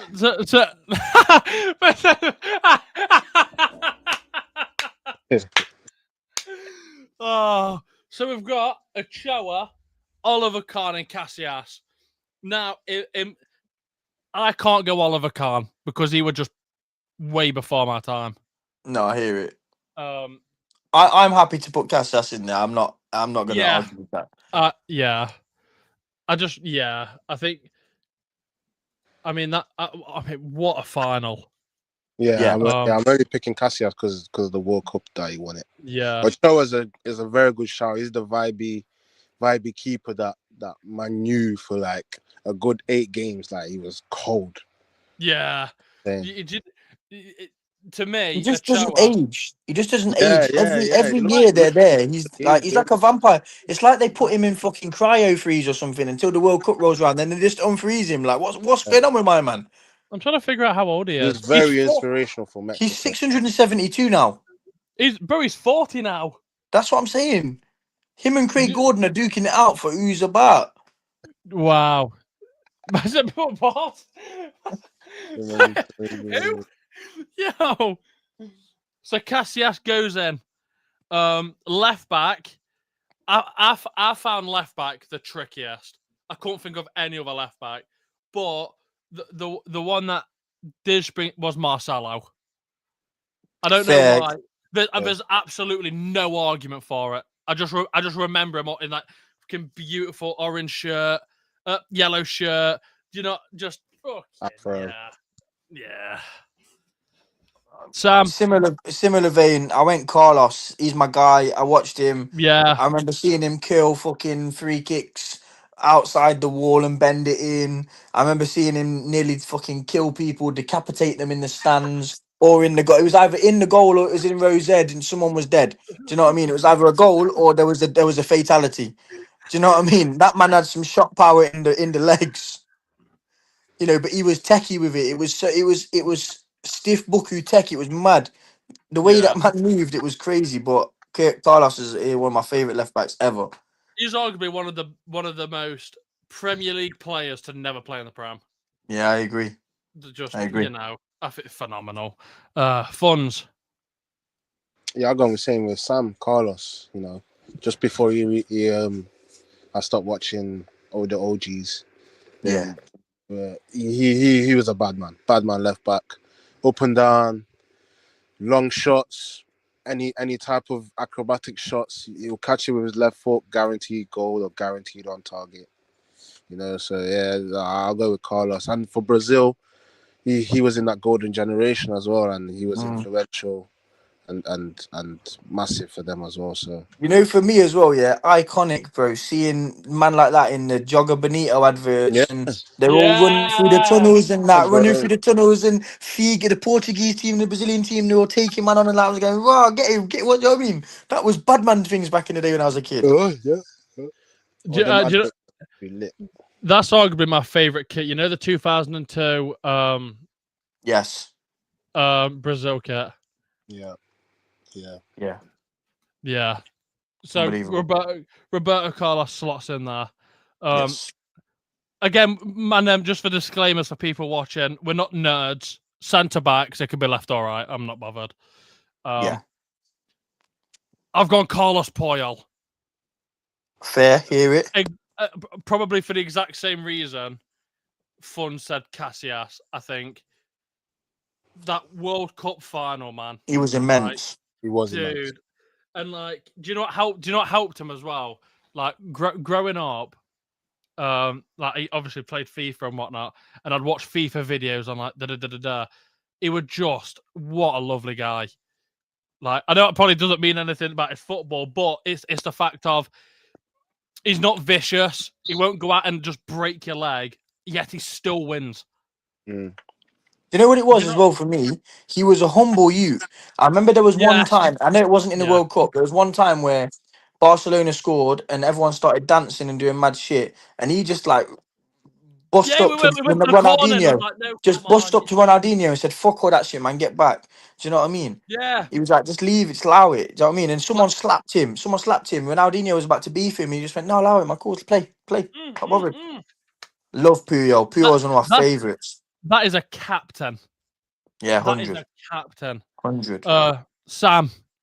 So, because I like your answer, I'm going to go with my second choice centre half so that I don't lose my first one. I'm going to Yep. go Maldini. Oh. Okay, now again, Maldini, top tier centre half. You know, he was coming out with quotes like, if I've slid, I've already made a mistake. Like, come on, man. How Yeah, cold yeah, is that? How cold is that? yeah. That's the type of shit I want to hear my centre back talking about. What do you mean if I'm not in the right position because I've slid? That's my guy. What? Yeah. And do you know what as well? The Cold. accountability he took every game. Yeah, Like, 100. Probably just it's probably I the remember. best defender ever. Yeah, Yeah. it's definitely Yeah. definitely in the conversation. Yeah. I would like to make a judgment call, but he's definitely in the conversation. Have you seen the clip of him? I forget who they played, but it was in the Serie A. I think it might have been like really early 2000s. And it's funny you say about him slipping. I forget who it was. It was either I think it might have been Nedved. At this point, God, Nedved were winning Ballon d'Or. Like Nedved Crazy, was by the way. the scariest winger. I remember it might not have been Nedved, but I just remember black and white shirt. Maldini's gone to catch up to him. Obviously, my man's just, I forget, but he just dribbles and dribbles. Maldini, and one of the first times I've seen Maldini, like, yo, what am I doing? Like, goes past him. He didn't slip over, but you know when your foot like just slides and like you kind of fall like that. And I just remember you can just see Maldini going like that, like, and you know he's beating himself up. Like, oh yeah, Fon's talk to me. To be fair, two very good captains. Fon's. I don't know whether to go with my first choice or my second one because of It's tough, isn't it? It's tough. I must say, to say you changed your Sam to save your first one, your second one's very identical. You know what? Yeah, I'll change it because this one he won't get picked, but I only picked him because of the World Cup that France won. He was immense. I went for Varane. Yeah, he's not gonna get picked, but yeah, no, he isn't going to go in ahead of the other two. That's for certain. Yeah, but I because see why you picked him. Yeah, just because of the World Cup that France won, he was the heart of that defense. Like, yeah, he's solid. I nearly picked him, but I didn't want people to go, oh, obviously United player. No. Yeah, but you're right though. You're right. Yeah. But the other lad that I'm going to pick is he's different. But I must say, it's interesting. We've gone out of three. We've gone for two players, probably arguably some of the best captains we've seen. Some of the most just but just bricked up defenders. Yeah, that's crazy. Yeah, but then on the other side, you got Puyol and Varane, who have both showcased it in a final. This isn't as easy as well. What we all thinking? Personally, for me, I would be happy if Puyol got put in a team. Yeah, Puyol. Yeah. Probably Puyol. Yeah. Puyol. And I think Puyol would work well with my. I think he was massively influential, and I think he'd work well with my other centre half. So Carlos Puyol, boom, there we are. Man, then we won't hesitate. Second defender again, Sam. Very interesting. You said Maldini. I've got Cannavaro. My first World Cup, right? Watching him, Jesus fuck. I remember turning around to my mum going, "Can United sign him?" KLS, do you know what's funny? Me and Funja both got the same answer.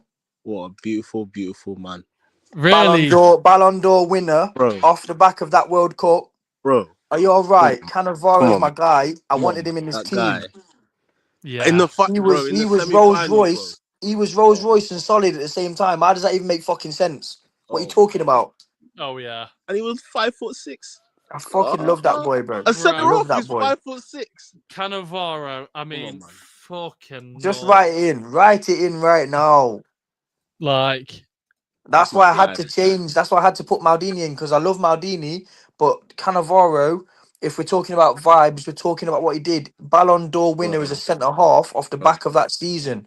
Unbelievable technique, bro, unbelievable oh yeah. everything. And again, another fantastic captain. bro. Like, I just in the period of like watching him, I just thought this dude is there's nothing this guy's not got. Facts. Absolutely. Do you know what? And if we're talking, he should be. When we talk about what type of defender would I want, that should be the example. I love Yeah. Maldini. I love Maldini, man.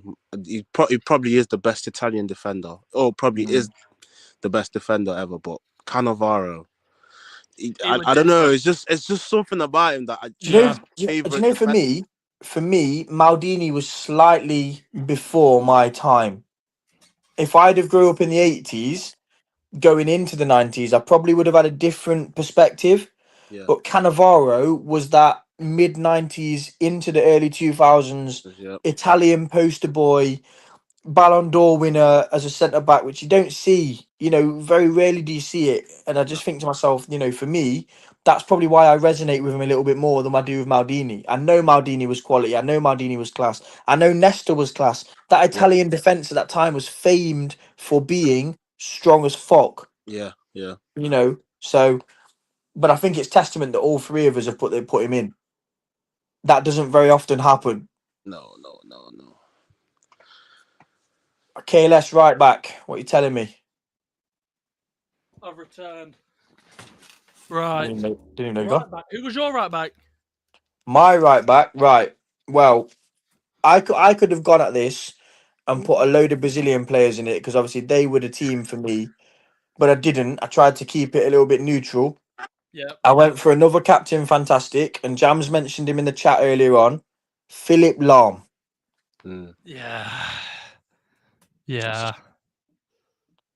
Just what a guy. He worked hard. He had tech. He's scoring screamers on the edge of the box. He wasn't anything flash, but what he did just worked. He was sensible. I loved him. Surely that's Apart now from a the fact he was detriment. German. Surely that's a detriment to these players like you're a Stavios or maybe a Palmer not last season but season before, and these players that are all flashy. Surely there's a detriment now where we sit and go, you don't need to be, just play. Do you know, for me, consistency. Yeah, That's that's what I it. want. That's If what you're I gonna be want. flashy, be consistent with it, innit? Yeah. Do you know what I mean? If you're going to go out there and get 10 goals and 10 assists every season, fair enough, you're consistent. Yeah. But if you're going to go out there, a little bit like Doku, if you're going to go out there and in 5 games of the year, you're going to be world class, Yeah, and in 15 games, you're going to be average, yeah.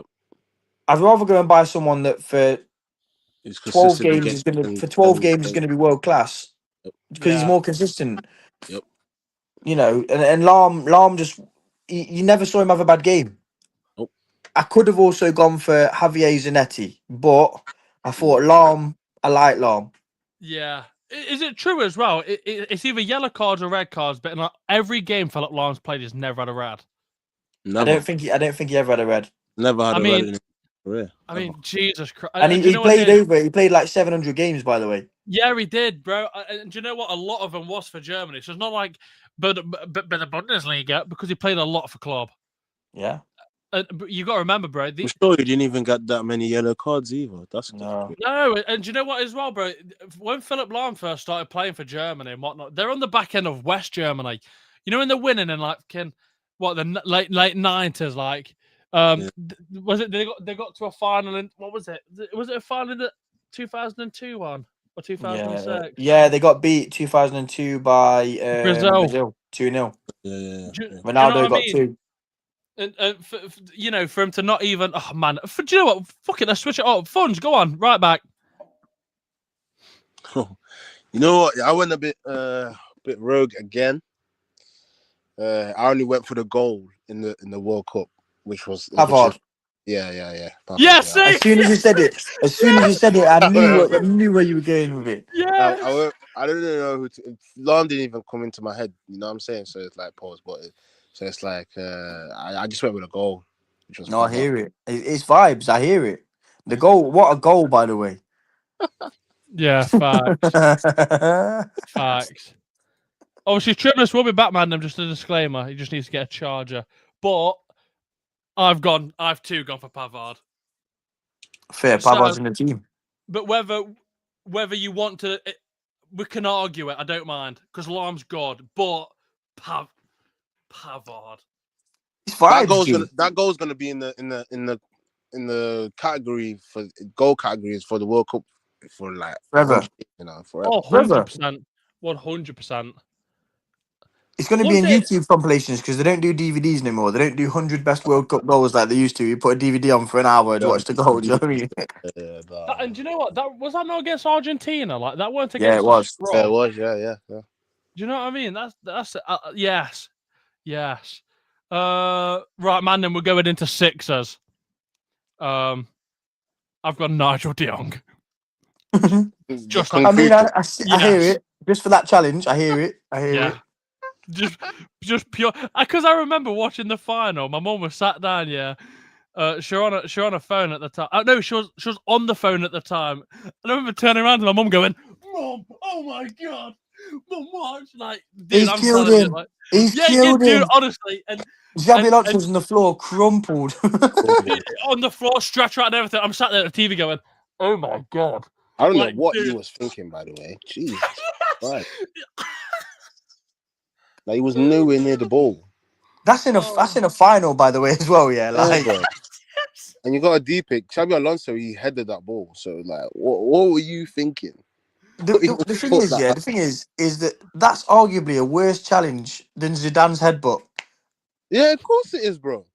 Like Zidane's headbutt, you knew what he was doing. Yeah. I don't know. De Jong must have checked his shoulder and thought, I'm leaving one on him.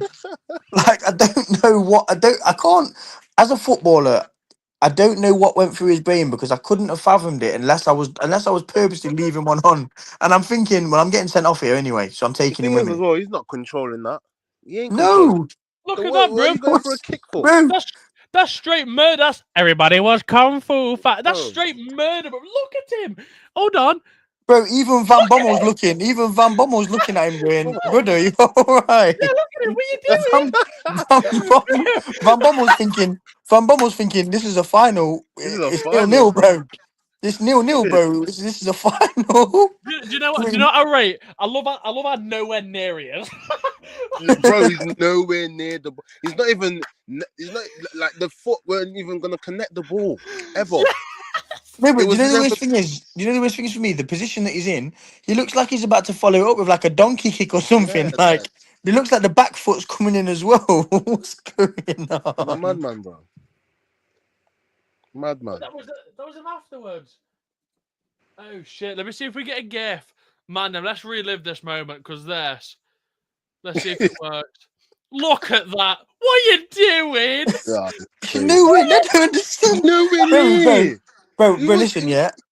I've seen Matt and Jeff Hardy do worse fucking drop kicks than that. Like, he got a yellow card. He looks like he's fucking doing TLC matches. Like, I don't know what's going on.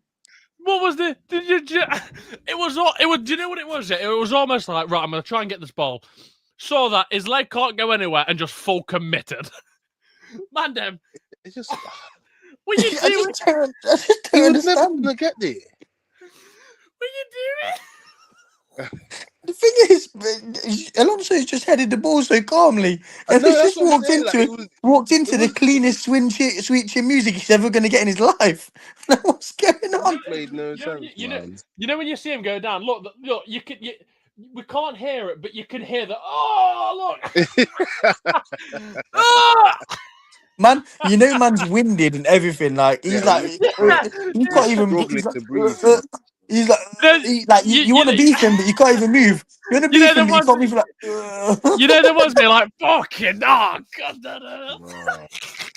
you're trying to catch your breath, but also he's trying to go. You can't. You can't. I'm not insane, fam. I just don't understand how you was never gonna get there, bro. I just don't. The transition of it, I don't understand. What were you thinking, What, Nigel? If you're watching Project Prem, Nigel, for any point, just let us know in the comments, please. what was What you were you thinking? thinking, Yeah, bro? what are you doing? Do you Because know what it is as well? That's studs as well. you know, if you attempted a header, I hear it, but bro, He the could have ball come is in. He about could have head come in height. for the header. The ball is head height. His foot's chest height, bro. What are we doing? I'm telling you, bro. There's got to be a split moment where his foot goes up and he notices the ball's not going near, and he goes. No, but like even the way that he's got Nowhere his foot near up, even the way he's got his foot up, he's karate kicking the football, bro. It's going out into Rose head. He's not Oh yeah, but when controlling you that. Nowhere near it. hold on, Like the ball, yeah, bro. you're The right. ball is getting fucking sidewinded into some fans, bro. Like it don't make no sense. Nah, it's What crazy. would have happened if the ball connected to him now? It wouldn't have gone far. It wouldn't have No, gone anywhere. not gone anywhere, bro. He was trying to control it. I'm telling you. Oh, Not like that, bro. You can't control a football like No, he that. was trying to control it with his tiptoe in it. You know how you do them high controls and you bring it down. He tried to Yeah, do that, and yeah, obviously, unfortunately, it was too high, and Xabi Alonso has won the header. So but it's like he surely was never Nigel gonna get there. Nigel De Jong was a bang average sex. He must know he ain't got the ability for that. Look at him. look at Wait, her. are you ready? Look at Alonso's leg crumble. Look at that, bro. That's the one. Look, bang, bang. You know what's mad? He didn't even put his. He wasn't even sorry, bro. No, he didn't, bro. He didn't even apologize. He just walked off. No, Just carried on playing, bro. Look, watch this. Look, just carried on playing. Tried to claim a foul on him. that's crazy, man. That's crazy. Can we just check what time? The 28th minute. Yeah, Oh my that's God! what I mean. He threw the Bro, game out. 0-0, 28th minute in the final. Look at Van Bommel. Van Bommel's gone. I can't double look at that because they'll think it's a problem. He's had to look away. He's like, shit. To be fair, Van Bob was known for doing them not exactly karate kick Nah, he's tackles. naughty. Van Bommel was naughty. He's a naughty fucker, innit? But bloody Yeah. hell, him seeing that, he thought, yeah, I thought I was bad. But even he flinched. Yeah. Even he flinched, by the way. Yeah. Wow. So yeah, De Jong's Right. definitely fucking. Oh, dude, that killed There's me. just so many good sixes to pick from. Jam said Pogba. Yeah, but- Jams is. We don't listen to Jams. Jams wants to play Pogba up front or something. Now we can't hear it from him. But so many good sixes. I've in my team. I've gone for Seedorf, but I could have had Makalele, could have had Xavi, could have had Busquets. Like looking back, I don't know if I've made the right choice, but I wrote him down. Just want to go with it out of vibes. I just love him the way that he played the game. But you know what I mean. He was just good. But so many choices here. Yeah. And do you know what I struggled with was they a sex? Did they play enough? Did they play enough? Yeah! What is wrong with you, Sam? What is wrong with you? Yeah, I knew I'd Why get do him you here. always? I knew Why I'd get are you him always sending here. for me, fam? I knew I'd get him here. Yeah. Why are you sending It's for me? too easy. Too easy to get him on the pod. I told you he's coming. Pause. Yo! Yeah, I paused it. Relax on it. Relax. Pause again. Yeah, Twice. that is another pause right there. What is wrong with you? You said you wanted to play Ben White right wing, bro. I gotta hear it. No, I did not. That was fucking Big C. What are you on about? Yo, you're just turning on each other. No. Arsenal man got no loyalty, you know. Yeah, fine. No, it's facts. I Live didn't say that shit. pod snitched on his boy like that. Crazy. Yeah. Do you know what? Going It's out giving to me the dim vibes. millions. Going out to the millions, snitched on his boy like that. Crazy. Yeah. Dark. I don't tell lies. That's why. Why the fuck would I want to tell a lie? Right. Big C. Funds 6. Oh.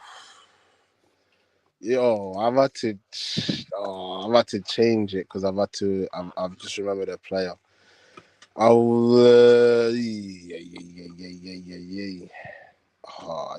My midfield's been changed, bro. I don't. I'll go with I'll go with Xavi. Yeah, fair. I hear it.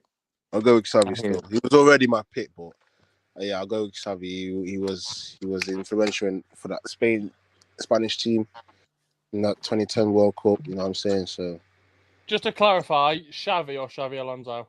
Javi Hernandez. Xavi, Yeah. Alan. Yeah. Sweet. Xavi. So, Jams, off the back of your head, a 6 that reminds you most when you think about the World Cup. Again, like I put in the comments, is Pogba. Also, Pogba. Hmm? So, Mandem, we've got the choice of Nigel de Jong for the Kung Fu kick. You've got Seedorf. I think he's crip. And he won a Champions League at every team he's been at. Yeah. nuts, by the way. First person to So- win it at 3 different teams. Do you know Are what you I mean? all right? And Ibra's not even won it once. I mean, what are we doing? You got Xavi and Pogba. So I presume De Jong, Xavi, arguably, we're looking at the 2010. Pogba, 2018. Yeah. And Yeah. Seedorf, anytime. Yeah, facts.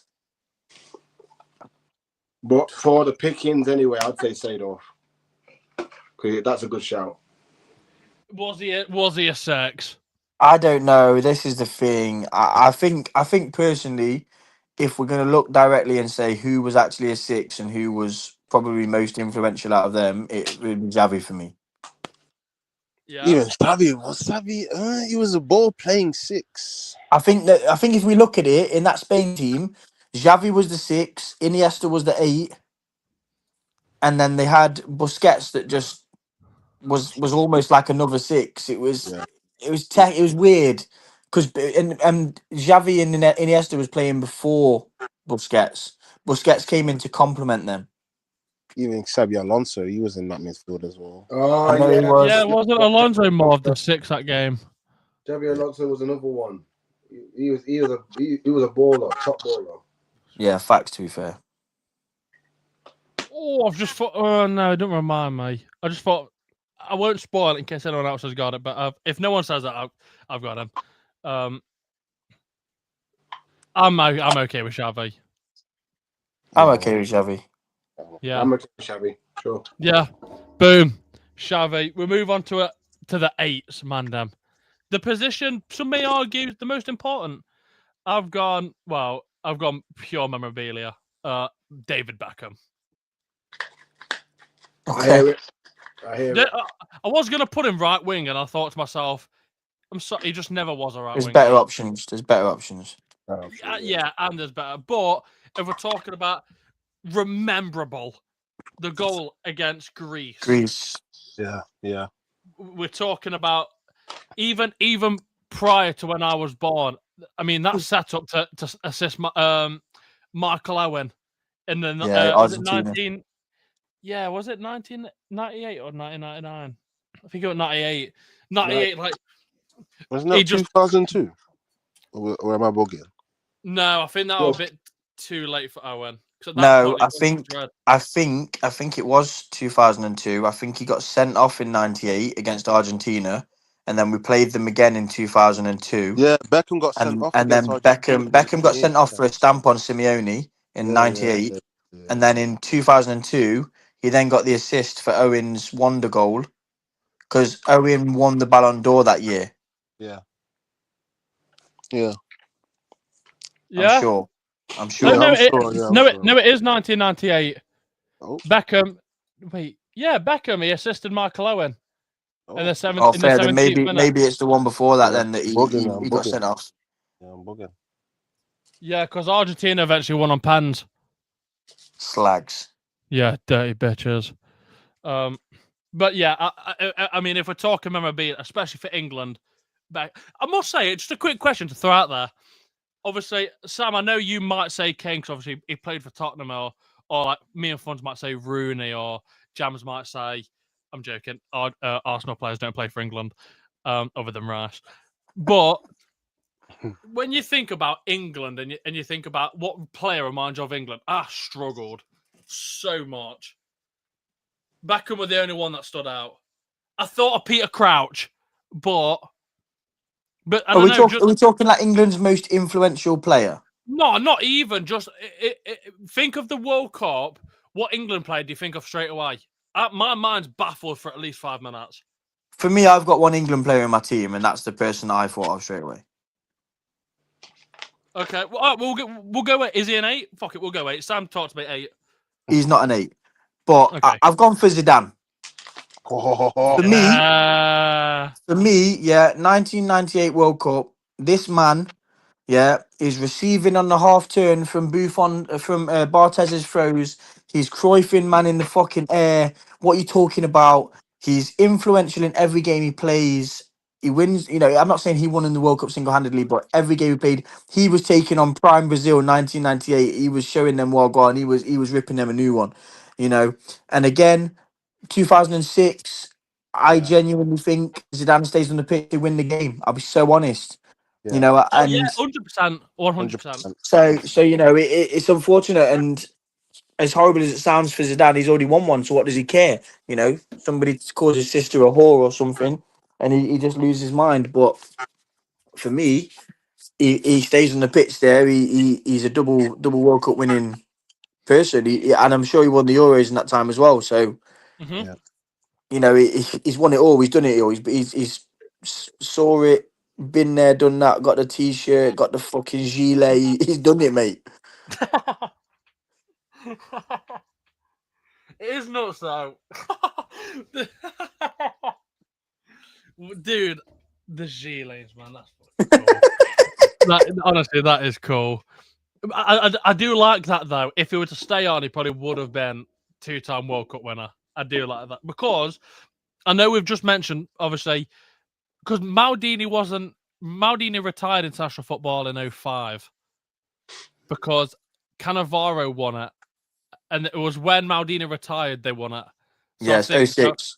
I know obviously we mentioned about Cannavaro how good he was, but that at the time that Italian team wasn't great. No. France were They player had for player fucking way better. Gilardino and Luca Toni up front, bro. Yeah. Come on, blood. Do you know Bro. what I mean? Bay Oders.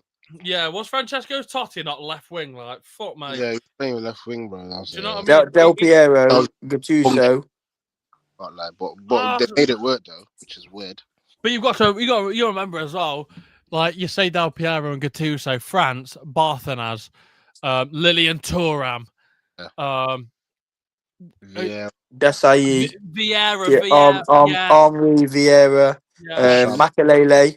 Petit, no, that's a bit too Yeah, late. Petit was there. No, Petit was there. Was He he? was there. Perez. All of these, man. Trezeguet, Henry, Trezeguet, Wiltord, Trezeguet, Henri. what a fucking player. yeah. What a player. Anelka, by the way. Yeah. Was it too late for Laurent Blanc? I think just. I think But he was still- very early 2000s. Yeah, he was very early 2000s, he was.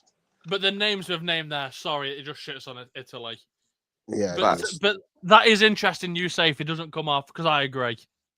If he stayed on, I can see a volley. Yeah. I just think they create more. I really do. They Yeah. don't. You know, they don't have to go in and sit in.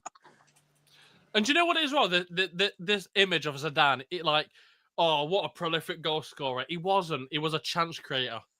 Yeah. And that's arguably what we could argue Ronaldo needs to become now. He's getting on. Fuck the goals. If you want to help the team, drop back a little bit, or not say replace Bruno, but maybe slide into a 10 from here and there. No, but I don't think he's got the ability to do that. Kane has the ability to drop in and be a 6 or an 8 or a 10. Ronaldo, I just don't think he's creative enough. I don't think he's got that creative bone in his body. Some people, like Fun said, are killers, and once you lose that instinct, it's very hard to get it back. You don't just gain. You don't just gain becoming someone that assists. It doesn't work like that. You're either inclined that way, or You you're see, wired with up Ronaldo's differently. game as well. Sorry, diving away from the conversation. With that as well, yeah. You think back in the day, he was a playmaker, but a playmaking killer.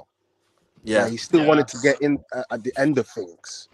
He wasn't really a playmaker like that. Like, yeah, he'll get assists here and there, but it wasn't that wasn't the end all. he wanted to get at the end of the stuff, and then obviously when he's gotten older, he's gone into that more of a killer mindset.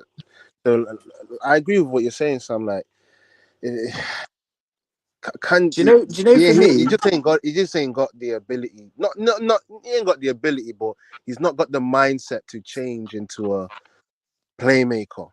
do you know? Let For me me, in that Real Madrid team, I actually think the unsung hero was Benzema. He would drop in and create Yeah, so much. fact, He fact. scored yeah, a load. He scored a load and set Bale and Ronaldo up for loads.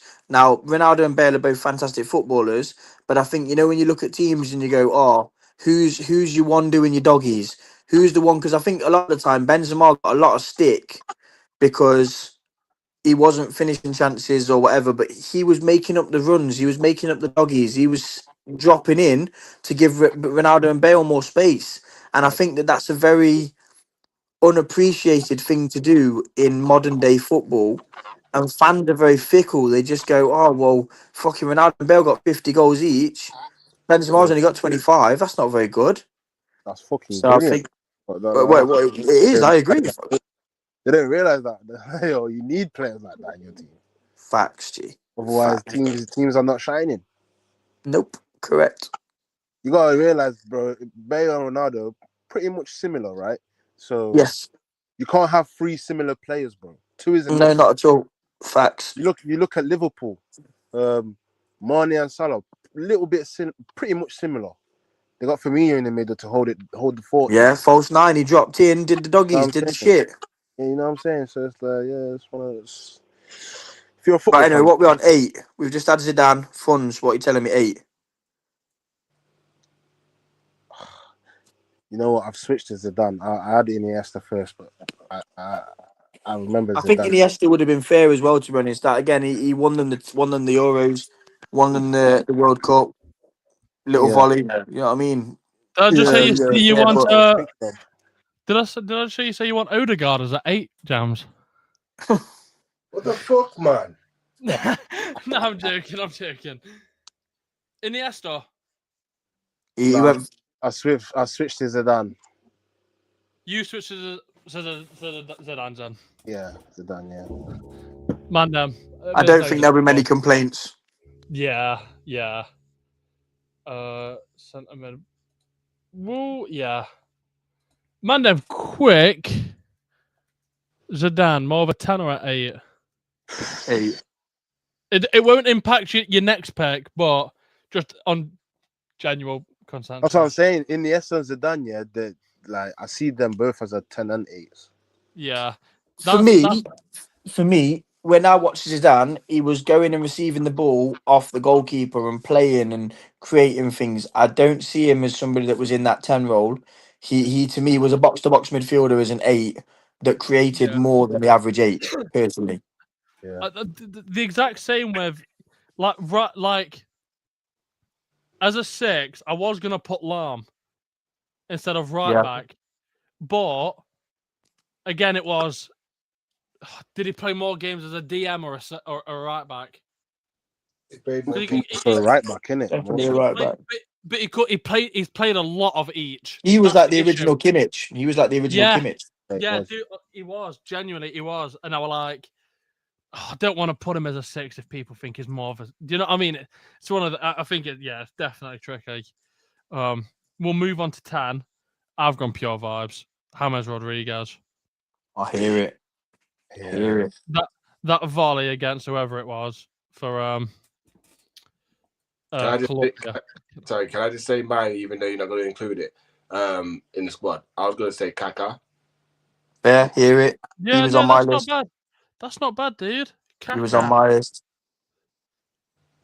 He was that playmaker that literally he could find anything for the strikers to literally run onto or anything like that. Or he can even have a top himself. Can you remember that goal that he scored as well? Unbelievable. Yeah, absolutely. Oh, Pure. it's unbelievable. Bad boy player. Bad. He's boy. another lie. one. I wish he never went to Madrid. My front four is kind of interchangeable, so I've had to kind of fit people in.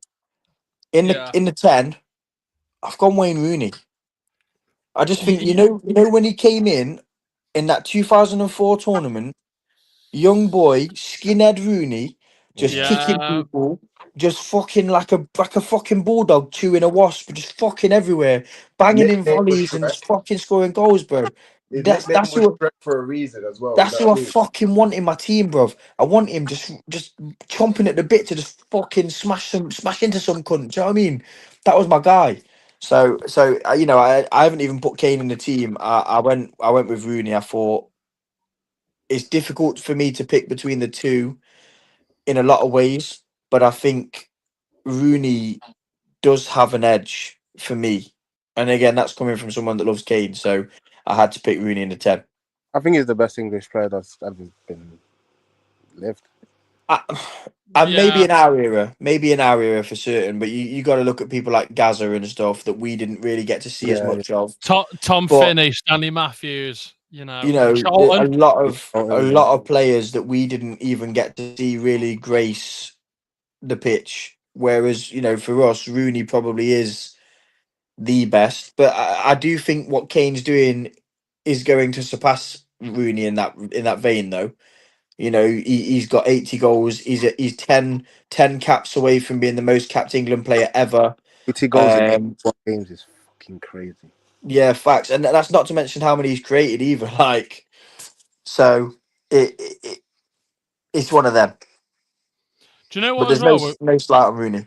Do you know another? Just quickly, do you know another one? Another player I wish I watched, but obviously, well, two players I wish I watched, but I just way before me. Paul Gascoigne. And George Best.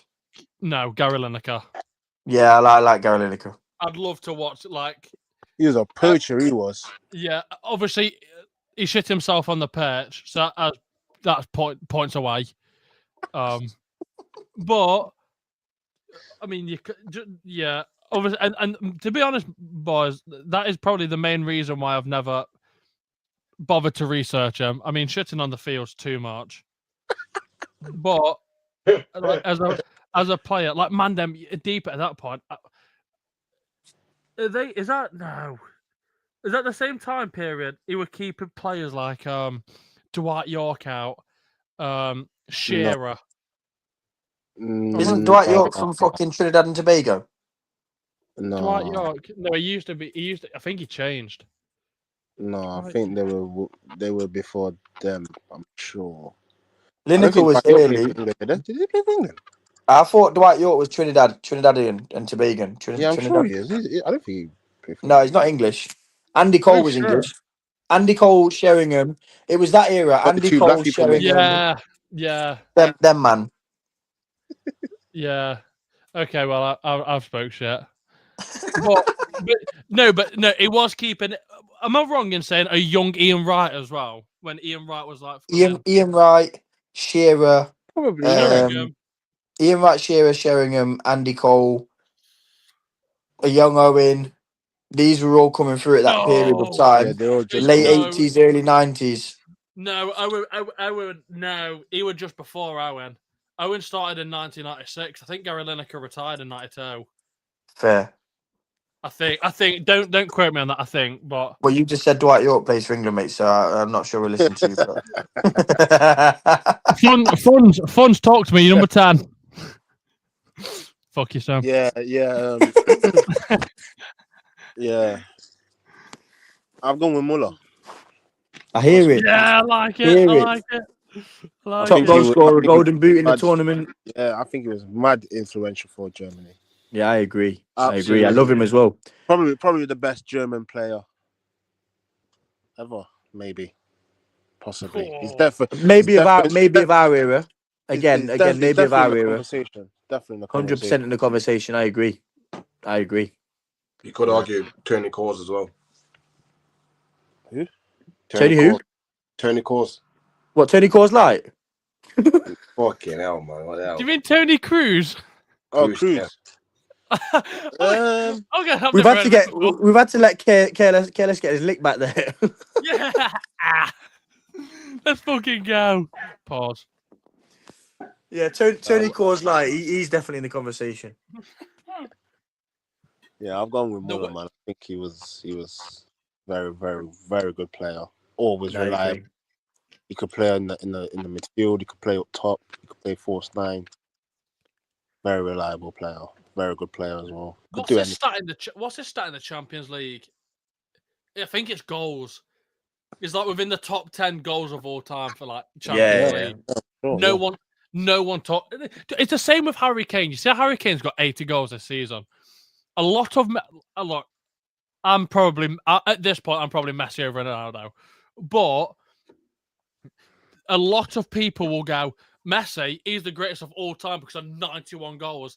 Kane's only 11 off that, but people won't talk about that. In fairness, though, yeah, Kane might genuinely get 11 in this tournament. He could. No, you're right. He could. He's gonna get more goals. That's for sure. Do you know why? Do you know why? He's on 2 already. A couple of hat tricks. He's on 8. It's not against the realms of possibility. We've got Panama. We've got Ghana. Dude, everything's possible. But this is what I mean. Kane won't get. People won't go. Kane, 92 goals, broke Messi's record. They won't go. What a player! They'll go. Yeah, it's good, but Messi, and it'll always be that. Like it's the same with what we were saying last week about Jude Bellingham starting, and people's reason for Jude starting was, well, it's Jude Bellingham. It's Jude Bellingham, yeah. Do you know what I mean? With Messi, it goes. They'll go. Kane 92 is impressive, but the way Messi did it, like they'll move goalposts to go, but Messi, or they'll go, it's in the Bundesliga. Yeah, do you know what I mean? Like at the time, the Liga was like fucking miles better. Like, what are we doing? Facts. But no, man, let's debate. I've gone James Rodriguez, James has gone Kaká, Sammy have gone Wayne Rooney, Funge have gone Muller. I can vouch for any of these. I'll be honest with you. You could make a case for any of them, really. This was tough. Yeah. This is probably the hardest decision we've had to make. I think we'll have to niche it down. Whether it be the most rememberable or I don't know, because it's all within our own opinion. Yeah. So it's like I think if we look at moments, so obviously James Rodriguez is that 2010 World Cup. He's got the volley. He's won the Golden Boot. He's got his move to Real Madrid. I think Rooney, as horrible as it sounds, his most memorable moment was getting sent off against Portugal. So, stamping on Ronaldo. Stamping on Carvalho, sorry. Yeah. Kaká, he had moments, but were they as memorable as James? I don't think so. Do you know what? With Kaká, it's going to be tricky to think about what Kaká's done because of everyone else around him. If people go, what Kaká moment, but that Ronaldinho one as well. Like, no, that's what I mean. And then you've got Muller again. Muller hasn't really got. He's more of a hard-working, grind out 6-7 goals in a tournament rather than somebody that you kind of think, that's a cold moment, or that's the way that I would narrow it down if we were looking at it from a perspective of memorabilia. I'd argue Rodriguez. Yeah, Rodriguez. I don't mind. That volley. Again, there's no right or wrong answers here, and I think that we look at it and we go, actually, any one of them 4 could slot in, and I think they would do a good enough job. I don't think it'd be a problem. Yep. Boom. James Rodriguez. Man, I've got one in. Let's fucking go. Next, we've got right wing. I've gone boring, and I know we've already spoke about him, but I've gone Ronaldo. Back to the point of when we was on about him, and I'm not having this killer instinct no more. Obviously, I brought up the point of a lot of goals he made himself. We can't ignore that. And I even the reason I've put him in is the same one I said earlier on. The little scoop over, flicked it in. Nani's put it in, but he's offside, and the crying and fucking. And again, Sam, you've just brought it up. The Ronaldo beef with Wayne Rooney in 06, stuff like that. The wink. Dude, it just doesn't leave your mind. I felt like punching him up. Yeah, I really wanted to go for someone else. Right wing's impossible for me. I couldn't think of a right winger because I think in the World Cup, and Man, tell me if you agree or not. I think when we talk about the World Cup and players, I think the midfield's the hardest to pick from. Yeah, I agree. So to say I fumbled on the right winger, but Ronaldo for me, I think rememberable moments. The as he's walking, fuck yeah. Do you know what I mean? I hate it, but you've got to rate it. Sam, talk to me. For me, I went Messi. Can't lie to you. Yeah. I think he called off the right, obviously coming in on his left. I think for me, I just remember the year that they won it, and it was against, I think it was Saudi Arabia again. I think it was, and he kind of took the ball, controlled it on his thigh, and then just caressed it into the far corner with the outside of his boot. Obviously, it won them the game 2-1. It was the first group game, and it kind of set the precedent for how they were going to progress. And it kind of announced what Messi, because a lot of people were criticizing him on the world stage. They were saying, you do it for your club, you do it, blah, blah, blah. But when we get to the big stages, you don't do it. And it kind of announced him. So I think memorable moment, massive there. And then obviously they went on to win it anyway. So Yeah. And again, I don't think people, especially with the Ronaldo Messi debate, people won't forget he won the World Cup. no. Like, to be fair, Mandem, if we talk about finals, I mean, that were a final. Fucking Nora, like that in itself will get spoken about a lot. Never mind Yes. Messi winning that. Do you know what I mean? Yeah. There's a lot of what comes with it. Like James Rodriguez probably slipped in the list because of that, which made him get a move to Madrid. Yeah. Mhm. Do you know what I mean? Whereas with Kaká, Muller, Rooney, they did that and then just went back to the club. Mhm. Yeah. You know what I mean? Jams, talk to me, right wing. I was torn between two. So I was gonna say first one was gonna be Ronaldo Yeah. because of remember all the things they did, and then the other one was gonna be Iron Robin. Yeah, fair. I had Robin in my Yeah. head. Yeah. God, about Just him, for the bro. miss. Just for the miss. Yeah, Yeah, yo. yeah. We got Casillas on that one. You get me? Mad. Fun, you just said it there. It's mental how we forget him. Bro, What a player. you know what? As football fans, we are so blessed seeing all these fucking players, like not just coming from our clubs or the countries that we support, but they're coming in different countries, different environments, and then they're bringing their knowledge and ideas in the football world onto the pitch, and then we're seeing it, and we're there like at one point we all grew up watching football, wanting to be a certain player. Yeah. And it's testament to these players because of how good they are and the influence that they bring into the sport alone. Not Do you just know the clubs and the international stages, but the sport itself. We all used to go outside and try and do a Ronaldo chop or a Messi run or a Neymar flick or a Ronaldinho flip flop or something like that. Yeah. I'll be honest, I Yeah. was sat on the 6-yard box like Van Nistelrooy, fam. I went You doing know what none I'm of these saying, bro? flip-flops. Like, You know what I mean? Are we all right? it All right, got I'm like that. scoring goals. I'm It got scoring like goals, that. blood, yeah. It got like that. No, but you know, like, do you know what's funny? Do you know what's funny for me about Robin? Yeah, you know when you like funds, you've played to an all right standard, yeah. You know, if you were to come up against a winger and you knew that winger and you knew the way he played, Yeah, yeah, and you're like, well, I know he's going to cut in. I'm yeah, going to face him up. I'm going to force him down the line. yeah. You 100%. couldn't do that. You couldn't do that Nah, to Robin. I you don't can't do understand it. can't do that to him. You just couldn't do it to him. Even He if you still made it send him work down line, you run down line and chop. and then you'll cut back.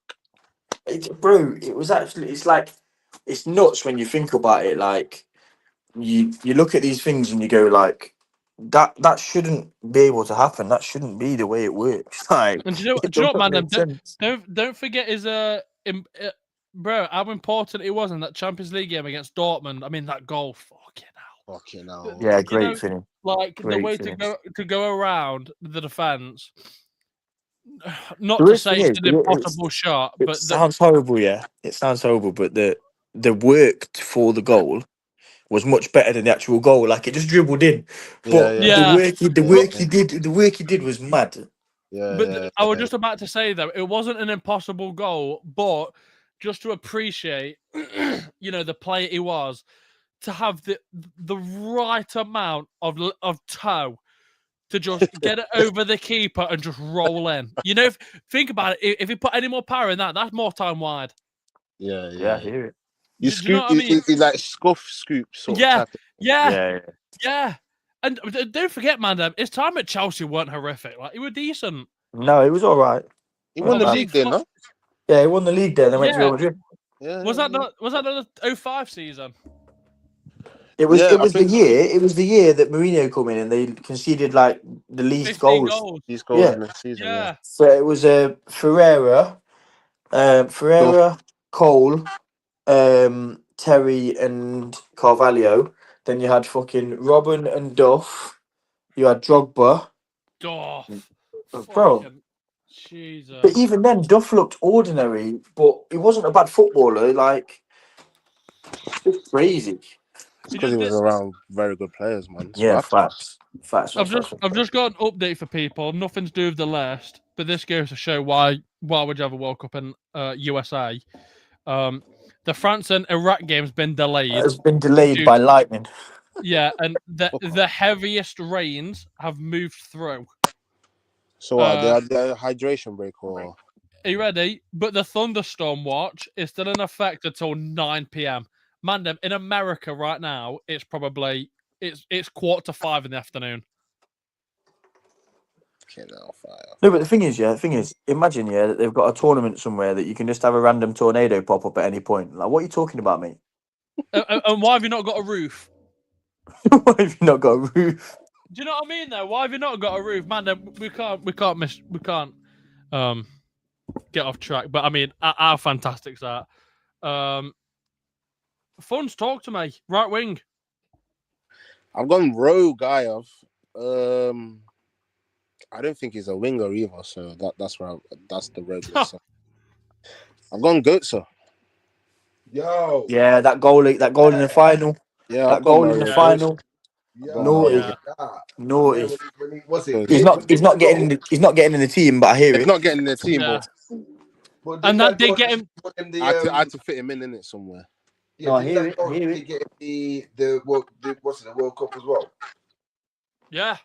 That won it for. And do you know what as well? That got him the move to Munich. Yeah, 100%. Which he did nothing with. But yeah, I hear it. Yeah, unfortunately so. I know, bless him. I look at him and Royce's careers and just think they could have been so much more. Yeah, if he just left.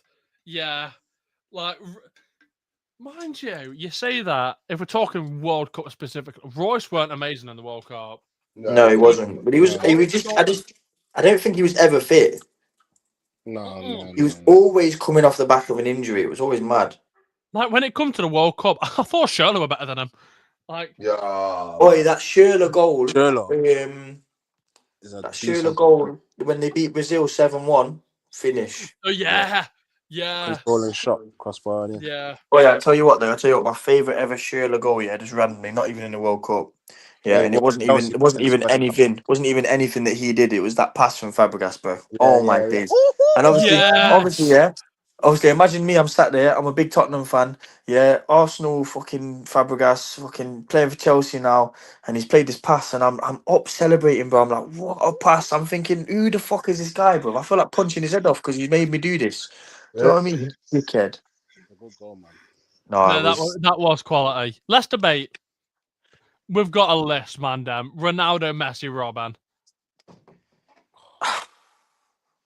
Hold on, I must say, Fund, if you said Goetze in the 10, that arguably would win. Yeah, could have done, to be fair. So that won the World Cup. But I had no one in my head for right winger. That's why I fit him in. Right wing was tricky. Yeah. For me, I look at it and I go, is there a more memorable moment than lifting the trophy for your team? Yeah,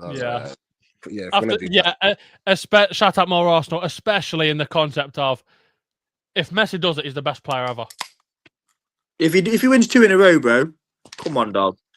Do you know what I mean? Yeah. And obviously, Christian Romero will have also won 2 in a row. So There we go. Shut up. Never shut lost. up, Sam. Never lost a final. You know what I mean? Anyway. Shut up, Sam. So we've got Messi in the right wing. I agree, especially in the concept of our if he wins, he's the best player in the world. Man, he went and won it. Ended the debate. Left wing. I found this tricky as well. I've gone Tasha Balaba. Shalabala. What a Okay. boy. Memorable moments. Memorable. Very memorable. The hardest name to pronounce, arguably one of the best goals he scored for his country. Yeah, I think that's the only goal he scored for his country, to be honest with you. No one else knows any others. Maybe so. How old is Tasha Balaba? He's like 96 now. He's retired, I'm sure. It was 2014 at Africa, wasn't it? So what are we, 2026, 12 years ago? No, so he's probably 40. 2010. Oh, yeah, it was. It was 2010. Yeah, that's when they made that ball, didn't it? The Chuba, wherever that ball is. That Jabalini, whatever. Jabalani, what a ball. Yeah. Because he won it at home. Diego Forlan was smashing them balls to bits every week. Yeah, he was. Yes.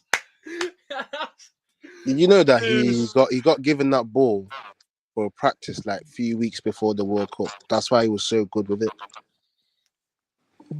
Bro, that guy was just killing. Nets were getting took off. Yeah. The thing is with Shalabalaba, or however you say his name, I think what made it so special and memorable, he did it in his own country, and I just remember the goal. Everyone like that. They get to the corner.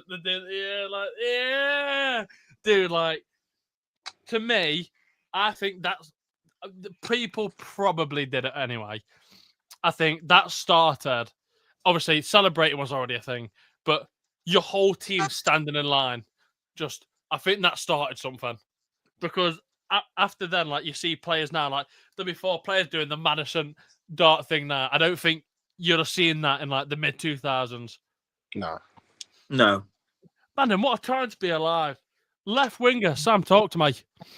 Can't lie to you, I've gone for one of the GOATs of all time. Ronaldinho.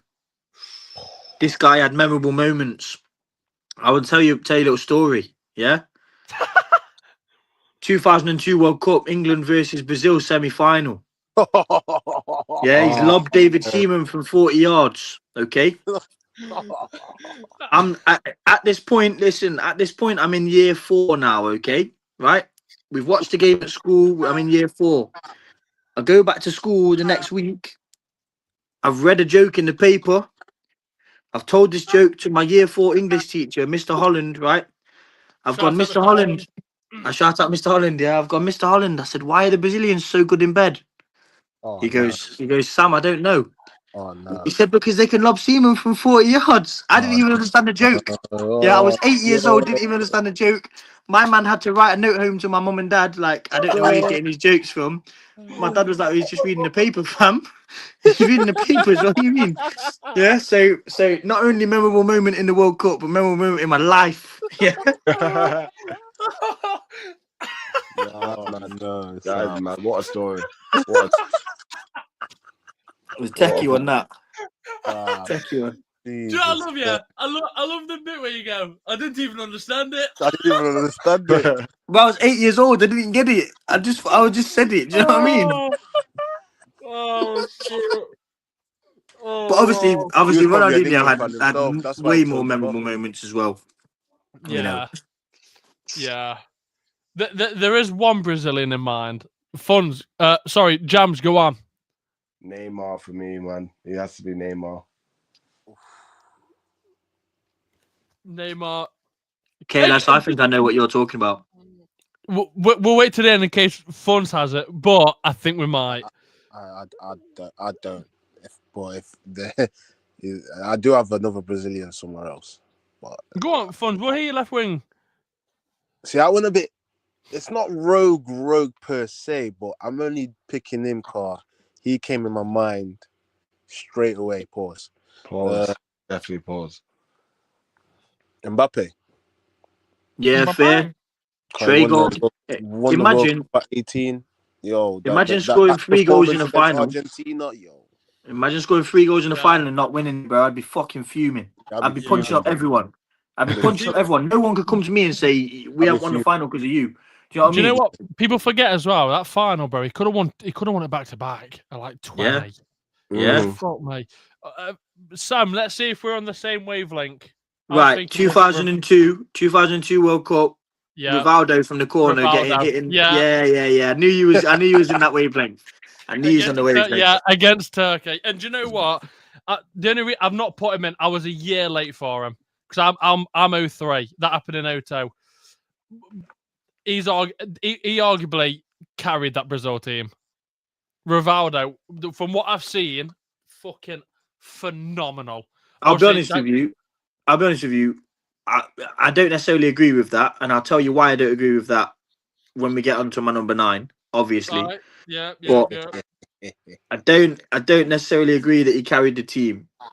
Maybe not carried. Carried's probably the wrong word. But he's a very strong player in the team. Him, Romario, Rivaldo, Romario, obviously Ronaldinho, R9. Do you know what I mean? Was it too early for Gilberto Silva? No, he was playing in the 6. What? I mean, he was, isn't it? Yeah, he was. He was playing in the 6 with Juninho was in the team. Yep. Lucio. Yeah. Cafu, Carlos, Dida. I think they had both Gilbertos in there. I think they had Gilberto and Gilberto Silva. Oh, yeah. I can't think of who the other centre half would have been. It was too early for Thiago Silva. He would have been around but not playing. I'm gonna Google this. Yeah, Google the team. Google the squad. Kaka was in the team, wasn't he? For the final. Was that a bit too early? But yeah, the final against Germany. What was the squad? Let's see if I can get it up. Oh, Wikipedia, what you doing? Pause. Is it too early for Rubinho as well? Too early for beans. What about Kaka? Kaka was in there. Too early for beans. like I'm his best mate. Like I've known him my whole life. Like too early for beans. Yeah, good old Beanie. Fucking too early for beans. He's another one as well. I can't, for whatever reason, I can't find Julio Baptista. I'm sure was there. Is he not Argentinian? Well, Julio Baptista. You're having a mare today, you know. No, I'm joking. Because Julio Baptista went to Arsenal not long after the World Cup, I'm sure, and then didn't really do well. Yeah. Oh, interesting. The starting lineup, they didn't even have Dida in that. They had Marcos, they had Lucio, they had 3 at the back. Bro, Amorim. Bro, they had Lucio, Ed Milson, Roque Jr. Roque Jr. They had Roberto Carlos as our left wing back, same with Cafu on the right. Yeah. Gilberto Silva with Kleberson. Kleberson. Nora. Ronaldinho, R9, and Rivaldo up top. Oh, ironically, Germany played the exact same formation. With closer. It's mad though. It's mad because R9 wasn't meant to play. Wasn't he injured or didn't he get a red card? I will tell you when we get to my number 9. Okay. I'll give you the law. Ever so quickly, Jams, talk to me. I feel like we all stumbled when you said Neymar. Explain your case for Neymar. I think when he was like solely trying to carry Brazil when he got to the final. I think it was against what I forgot the year, but I can remember watching it and I just seen him how he was literally like carrying Brazil through everything, even though he was like tired out. He was knackered anyway. He was still going. He was still like trying to do his best and everything. I think it was the quarters, and I think for me the memorable moment was they played Colombia, and Freddie Guarin or whoever it was crashed into the back of him and like fucked up his back, and he couldn't play. And then obviously that was the standout year for James Rodriguez, and it was like obviously Neymar. Brazil were playing really well, but then you took Neymar away, and it was like they just crumbled. Yeah, isn't that the one where the Simpsons predicted Neymar's injury? I think so. Yeah, probably. I don't know. Simpsons have predicted loads of shit. Because it was the game after that. That's when they lost to Germany because Neymar weren't on. Yeah, they Yeah. got bot 7-1. Yeah. Oh, okay. Yeah. Then I can hear Neymar. But then let's discuss. We've got wow, what a distinctive names. Tasha Balaba, Ronaldinho, Neymar. Shut up. Neymar, Mbappe. I mean, let's discuss. Ironically, I'll go Ronaldinho. I'll happily go Ronaldinho all day, every day. Ronaldinho. I'd Jams. say Dino as well. He was just dirty one, eh? Like, fuck. Do you know For what like it was? 3-4 good years, he was the best player. Yeah, dude. Like, him and R9 were just even if it was against us, if he did something magical, dude, and scored, you're taking your shirt off. Fucking, oh my god. Do you know for me though? Do you know for me, like obviously again we talk about World Cup, but we're not going to talk about the World Cup for a minute, yeah? One of the only players to get a standing ovation from both sets of fans in the Bernabeu at an El Clasico derby. Yeah. That's like unheard of. Yeah. Can you imagine Vinicius Junior going and getting a standing ovation in the fucking Bernabeu? It's never the new camp. It's not going to happen. Sorry, the new camp. It's not going to happen. I'd be in there with him. Fuck off! I'd be in there with him. Fuck off! I'll tell you what, my favourite Dino goal was that toe poke against Chelsea. Toe poke against Chelsea. Oh, dude, the little shuffle and then fuck off. It don't look all that, but come on, man. You're doing the shuffle for the best defense in English history, and then you toe poke it past your finger. Nah, man. Have you seen? I forget what channel that is. There's a channel really fucking back in the day. It might have been like 2015, 16, 17. Around that time period, there a YouTube channel that got they're only like 3 minute clips, and so like the Paolo Di Canio one, the Ronaldinho one. Yeah. For different episodes, they'd get like professional, like their Tottenham. Who was it for Tottenham? I forget who it was. They were a midfield. Dele Alli. No, it wasn't Dele Alli. They'd get people to recreate the goals. They did it on a DVD series. Yeah, but so the Ronaldinho one, so the Di Canio one, they did it in like 3 attempts.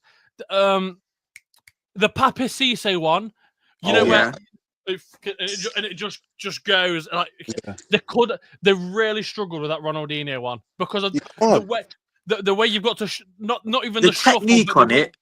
The technique on it, and he meant it. You know, some people just toe bonk it. He purposely did that in that way.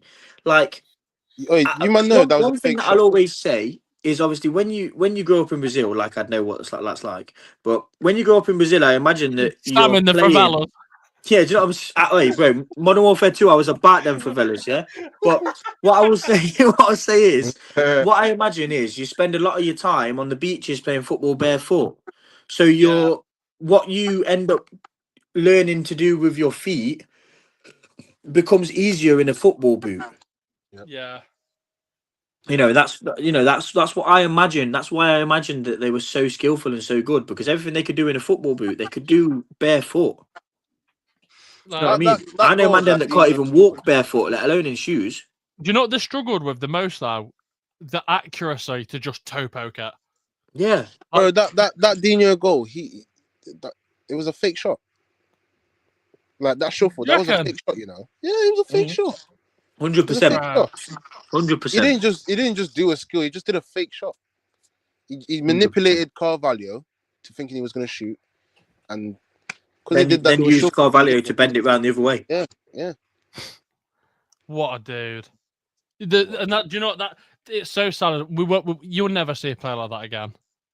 Nah. Because do you know what it was as well? Ronaldinho had literally everything, and do you know what it was?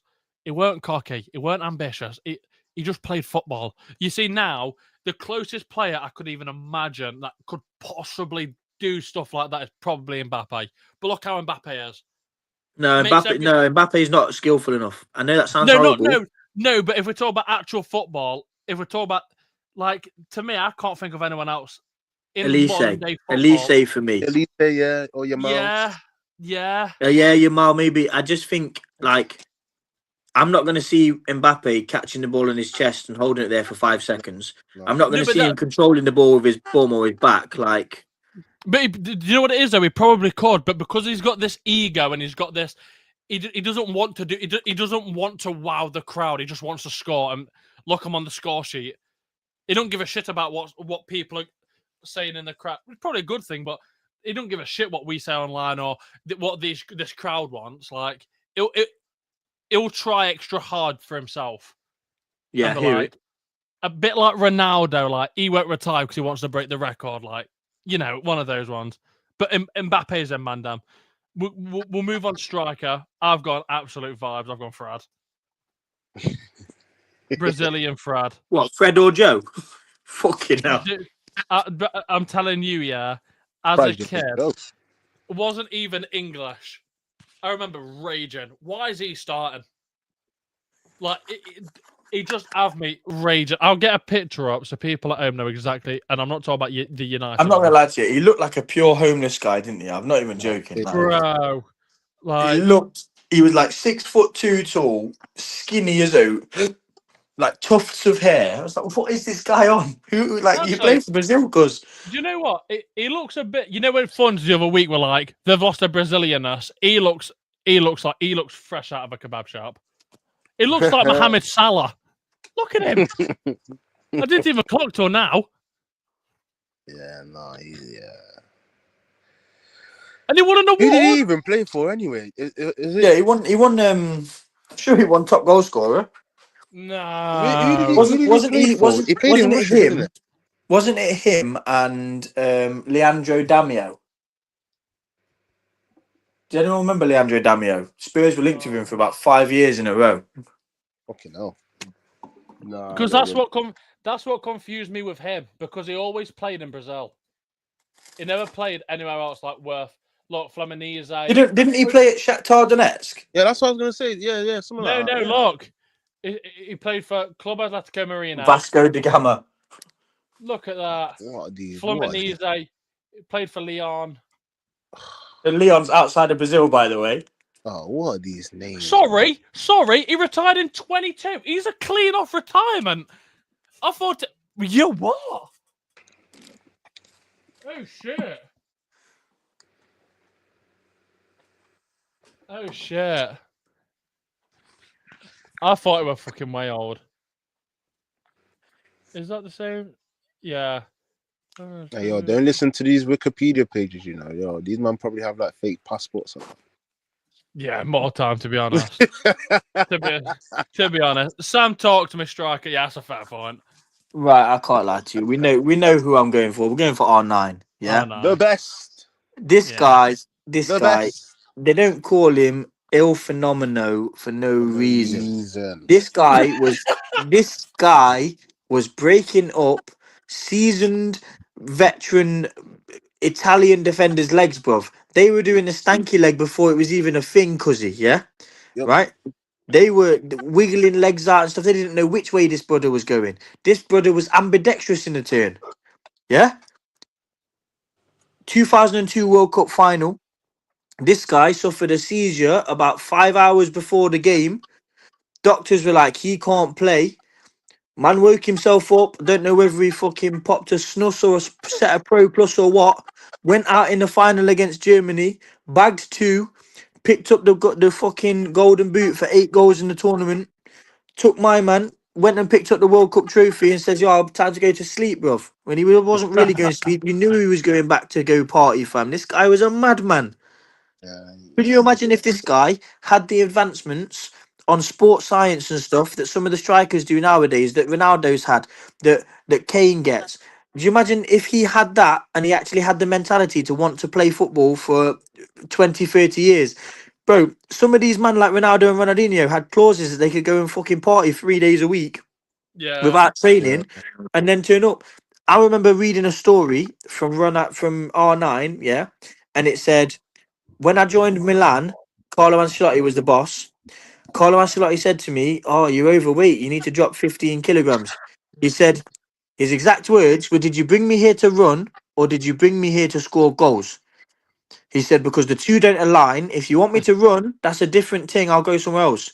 If you want me to score goals and win you games, I'm on. Yeah? Put me in the team. This is what happens. This guy is fat, and I still believe he could break man's legs. No, mum. Yeah? I'd have to kill him if he came up against me because I'm not getting embarrassed by no one like that. Are you all right? And that haircut as well, man. Talk about like rememberable. That's what I'm saying, bro. Do you know what I mean? We talk about Beckham's haircuts. No one had the mud flap You know why he did other that? than Here? R9. You know why he did that? The No. reason he did that just so people can stop talking about his ACL. Fair. Talk about his hair instead. Fair. I'll do that to mine. No one will talk about my ACL. Do you know what though? Could you imagine if he didn't win it and he got that haircut? Yeah, Think how many people would go, "What you doing?" No, but like, think about the blonde highlights, Beckham and that. Like, that was all brand new back them days, isn't it? Like, Yeah, the man bun, the braids. this is what Yeah. the braids. The braids was cultural appropriation at its finest, fam. That was wild. Yeah. That was the 90s as well. No, was it? Was it early Yeah, it was. 2000s? Like Early 2000s, late 90s. That's when he just went. He was fresh off seeing Nelson Mandela, if I'm not mistaken. Yeah. Yeah. It probably inspired him, actually, to be honest. I don't think Nelson Mandela ever had braids, to be fair. No, But look, we can all give tips about departments we're not quite sure of.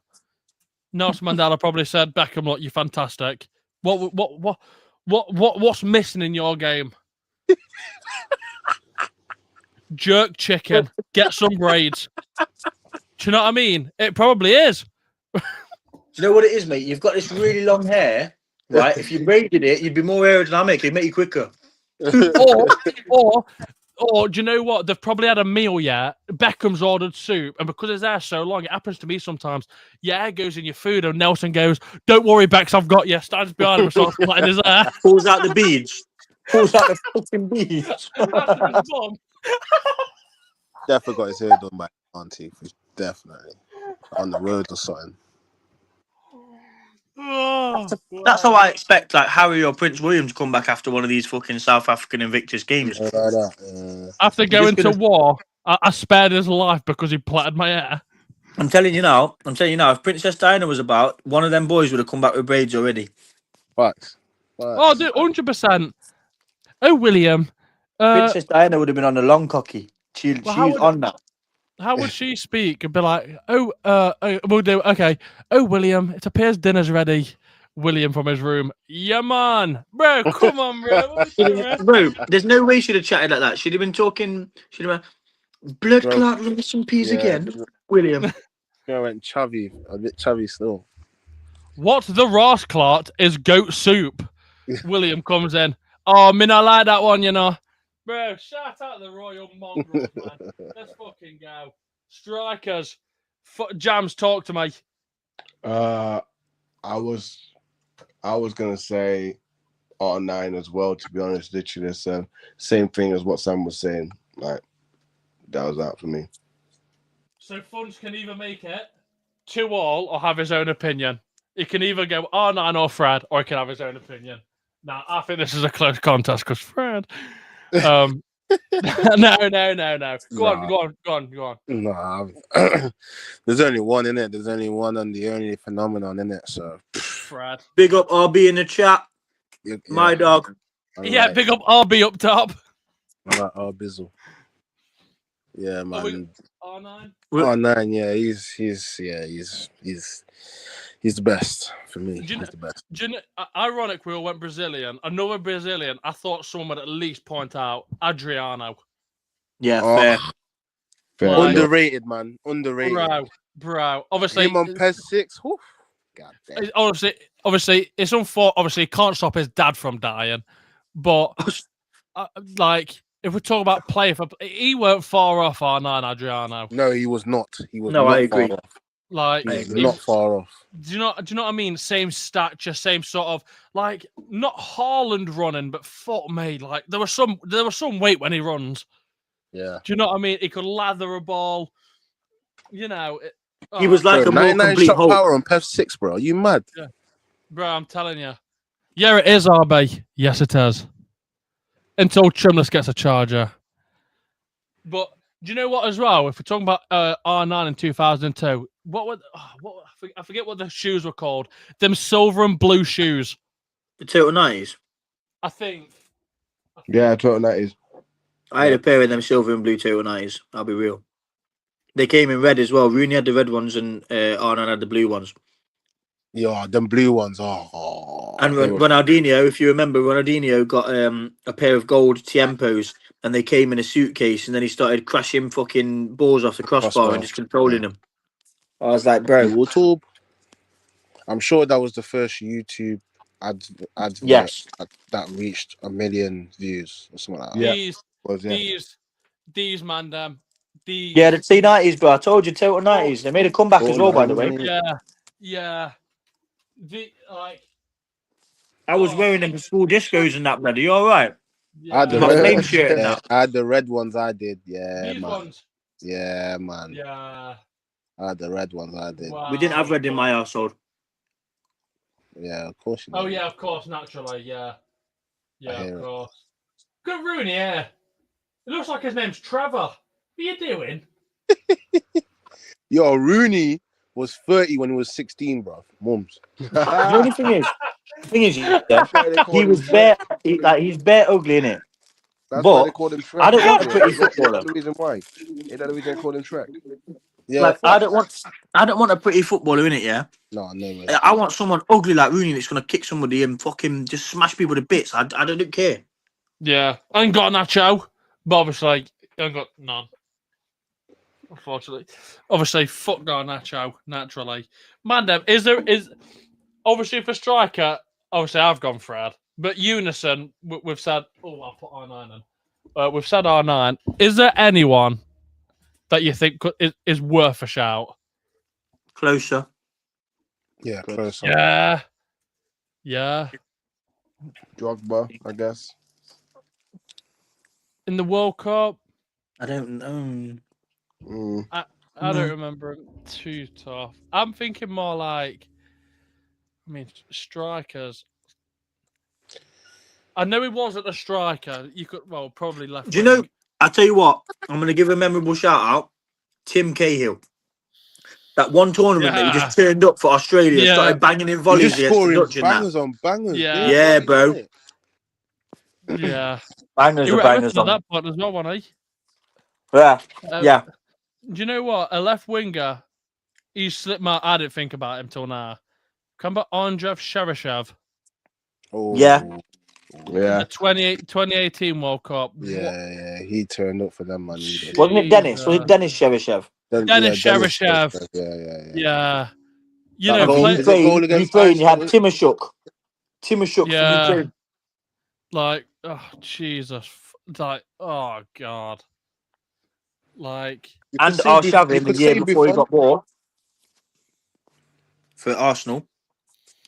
Arshavin, Timoshuk, Yarmolenko.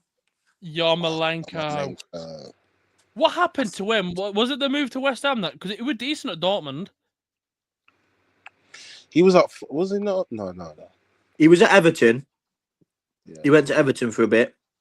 Yarmolenko, did he? I'm sure he did. He went West Ham. He was at West Ham as well. Mo Lenko. I got him. Yarmolenko. Shevchenko as well was a bad boy for the Ukraine. Yeah, Hernan Crespo for Argentina. Crespo. Yeah, he never played for Everton. He played for Dortmund, West Ham, and then he went West Ham. Is that the Dubai League? Oh, and then he's at Dynamo Kiev now.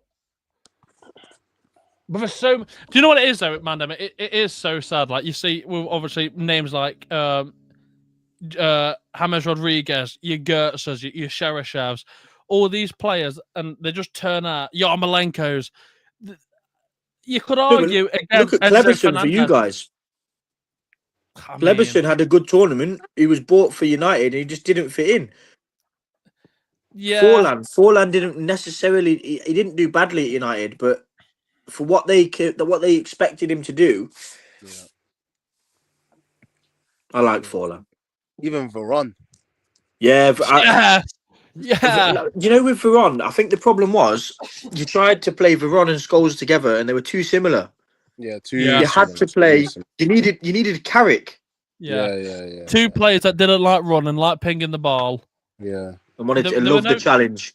Do you know what I Love mean? the There was challenge. no chance creation at all. I had someone in my head then. I can't think of who it is. Like Hendrik Larsson. Maxi Rodriguez. Henrik Larsson, what a fucking boy. Maxi Rodriguez when he went to Liverpool. Yeah. I mean that volley for Argentina. He nearly went left wing for me, and I thought, no, I can't. He got If we're going the. goals. I'm sure he got the winner in the semi-final in the penalties to send them to the final against who was it? France. Yeah. He was that World Cup. Jesus Christ, he was fucking hell. But yeah, it's another one where He would turn up is- for Argentina. He would, innit? Do you know what the thing is? It's so I can imagine how tricky it is having a steady and steady or a quality World Cup, time period of being in like your Maxi Rodriguez, your Gertzes. It must be so hard to follow up, bless you. It must be so hard to follow up in the season after because of the break in the middle. Yeah. Yeah. If the game started a week after, I think it would carry on. Momentum, yeah. Yeah. But Mando, let's go through the team. So in net, we've gone Casillas. Right back, Pavard, which I'm so happy he's on. And funny enough, where's Pavard? Pavard's at Inter Milan now. He's actually pretty decent still. So take it as you leave. Is he still on loan? Or have they signed him? He was at Bayern Munich, wasn't he? Yeah, I think he's fully bought.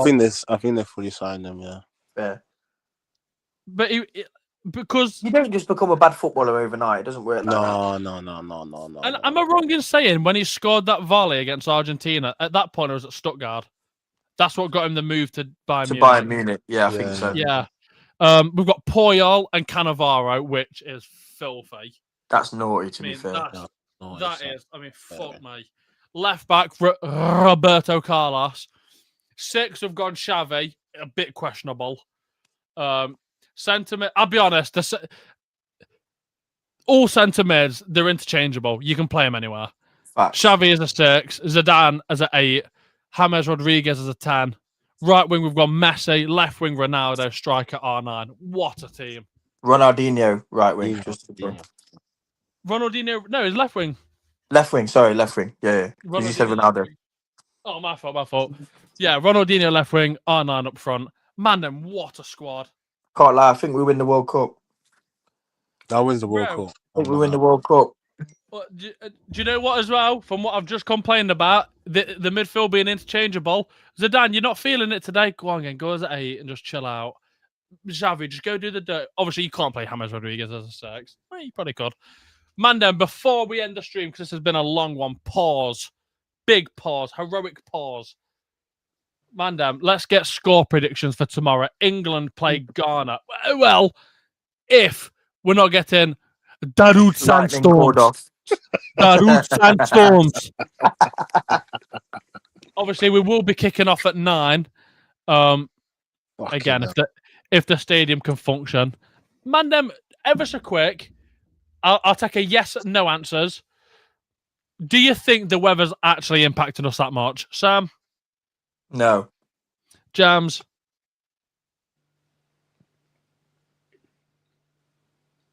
We're calling Big C is napping. Jams is nod off. Funds? If it's impacting the games. Because obviously at the start, everyone was like, our England going to cope? Shut up. Like, shut up. I mean, it is, but at the same time, I don't get how.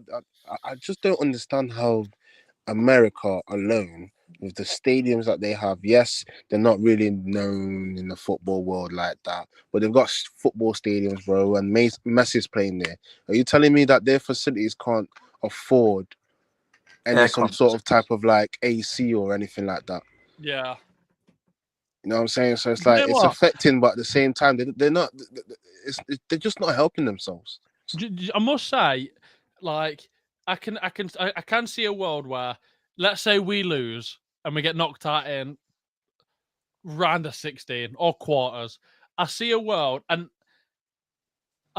where people go, I think we've lost it because of the weather. I think that's such an Arsenal excuse. That's It's bullshit. It's the bullshit because all the other excuse. teams have had to play the same. Yeah, that's a And put bullshit. up with it. Yes. Any European teams that transcend us in this competition, we have no right to say fuck all because they've had to deal with the same shit. Yeah. And do you know what as well? I won't accept about do you reckon it's too hot for them? Man, damn. How humid it gets in the UK, whether it's hot or fucking cold, stupid. you're sweating anyway. Do you know No, what I but mean? respectfully, okay, it might be hot and you got to play at a different altitude and blah, blah, blah. But that's why they're giving you hydration breaks, right? Not for adverts, but because they want you to refuel, you know, take your fucking, your protein gels and whatever you're taking, your supplements to make you, you know, to get your energy, your electrolytes and all that shit back. So we've got no excuse. The advancements in sports science now, there's no excuse. Sorry, do you know what I've just clocked? All the international, hold on, and Funge, you'll know this because we've spoken about this before about United players. Just hold on a minute. Will England get used to the heat? Every international break, our people are off to Dubai. Yep. What are we doing? Yep. So, Funge, yes or no, do you think the heat's impacted our game? Or do you think it's... not really. What word shall I look for? I think we could all agree it's not a good enough excuse if we lose for it. No, I agree. I will accept that. I will accept that. Let's talk predictions, man. I'm going 2-0. Someone at my stable, ironically, and at the time I thought, oh well, that's just ridiculous. Think about it. It actively works. And this guy plays rugby. He knows football, but like he couldn't name me the 11. I read him the teams we've got to play, which at this point was just Ghana and Panama. And he said, if we concede one goal if we score one goal within them 2 games, we've failed. And at that point, I'm thinking that's a bit harsh. But think about it. He's got a point. We shouldn't be. I don't agree. Panama. I don't agree. Panama, yes. Panama, yes. But I think Ghana are a different proposition. I think Ghana were the better team against Germany, personally. So I think that we can't go into the Ghana game or the Panama game underestimating teams because we've done that too much in the past. Look at the Iceland tournament where we went out. Bro, I felt like wrapping up everyone. So yeah, you know, so I just think we need to go in there with the same mentality, get the job done. I think personally, we're going to win 3-1. I do think we'll concede. I think we'll get caught on a counter attack, and we will concede. But I think we'll just have too much for them. I think that's more than enough. We'll try, Jams. Jams, are you awake? Nah, he's not counting that. He is. Okay. Funds, talk to me. Predictions. I didn't really watch Ghana like that, but I'll go 2-1 England because I agree with Sam. I think England will concede because the defense is still questionable. Everyone is saying that. It's not just us in the project prem. Sorry, it's everyone. Like the defense is very questionable. Like there's better players you could have picked for that defense. Yeah, agreed. Yeah, he's gone for what he's gone for in it. But I just think in the midfield and up top, it's just gonna be too much for Ghana. I reckon so. I agree. But he also has to start with the right wingers though. Can't lie. Gordon and Madueke is not it. He's got to start Rashford. To be honest with you, I think Madueke did okay. I'm sorry, but if we're gonna, as much as I don't rate Saka, I think Saka's better than Madueke, man. But if he's not fit, yeah. If he's not fit, we should have took him. We should have took somebody else. If he's not fit, then I hear it. I don't know why we've taken players half fit because they might not regain any sharpness or any fitness. Like that's one thing I can't fathom. Took off for you, man. And I tell you what, as well, if we're going to use, but it might be too hot for England, then you've got to start Rashford. He's been playing for Spain for the whole season. Do you know what I mean? You've got. I'm sorry, but you've got to. This the same with you're arguably. If that's that's crazy. But if we're going off that metric, Jude's got to start every game. They have to. Yeah. You know what I mean? Before we do end the stream, Mandem, obviously we've got to stay local. One last one just for funds. Colombia versus DR Congo tomorrow at 3 a.m. Oh my days, bro! Am I going to be awake for that one? Have Colombia been doing well? Colombia. I'll try to find the last game. You know what? Yeah. I'll go 2-1 Congo. They just won 3-1. Yeah, what? Sorry. Colombia won the last game 3-1, but it was by Uzbekistan. Yeah, no, I'll go with 2-1 Congo. 2-1 Congo. Mandem, Yeah. this has been Project Road to the Cup. I've been joined by Sam, Jams, and Funds. Mandem, we're going to be here next Tuesday, 9 p.m. as per. Other than that, Mandem, any motivational speeches for England going in tomorrow? Like, comment, and subscribe, you pussies. Jams? Yeah. Funds? Yeah, I'm not supporting England, am I? So. And Mandem, that is the mentality we want. Mandem, we'll be back next Tuesday. Make sure to leave a like and subscribe. Mandem, have a blessed week and get lit for tomorrow.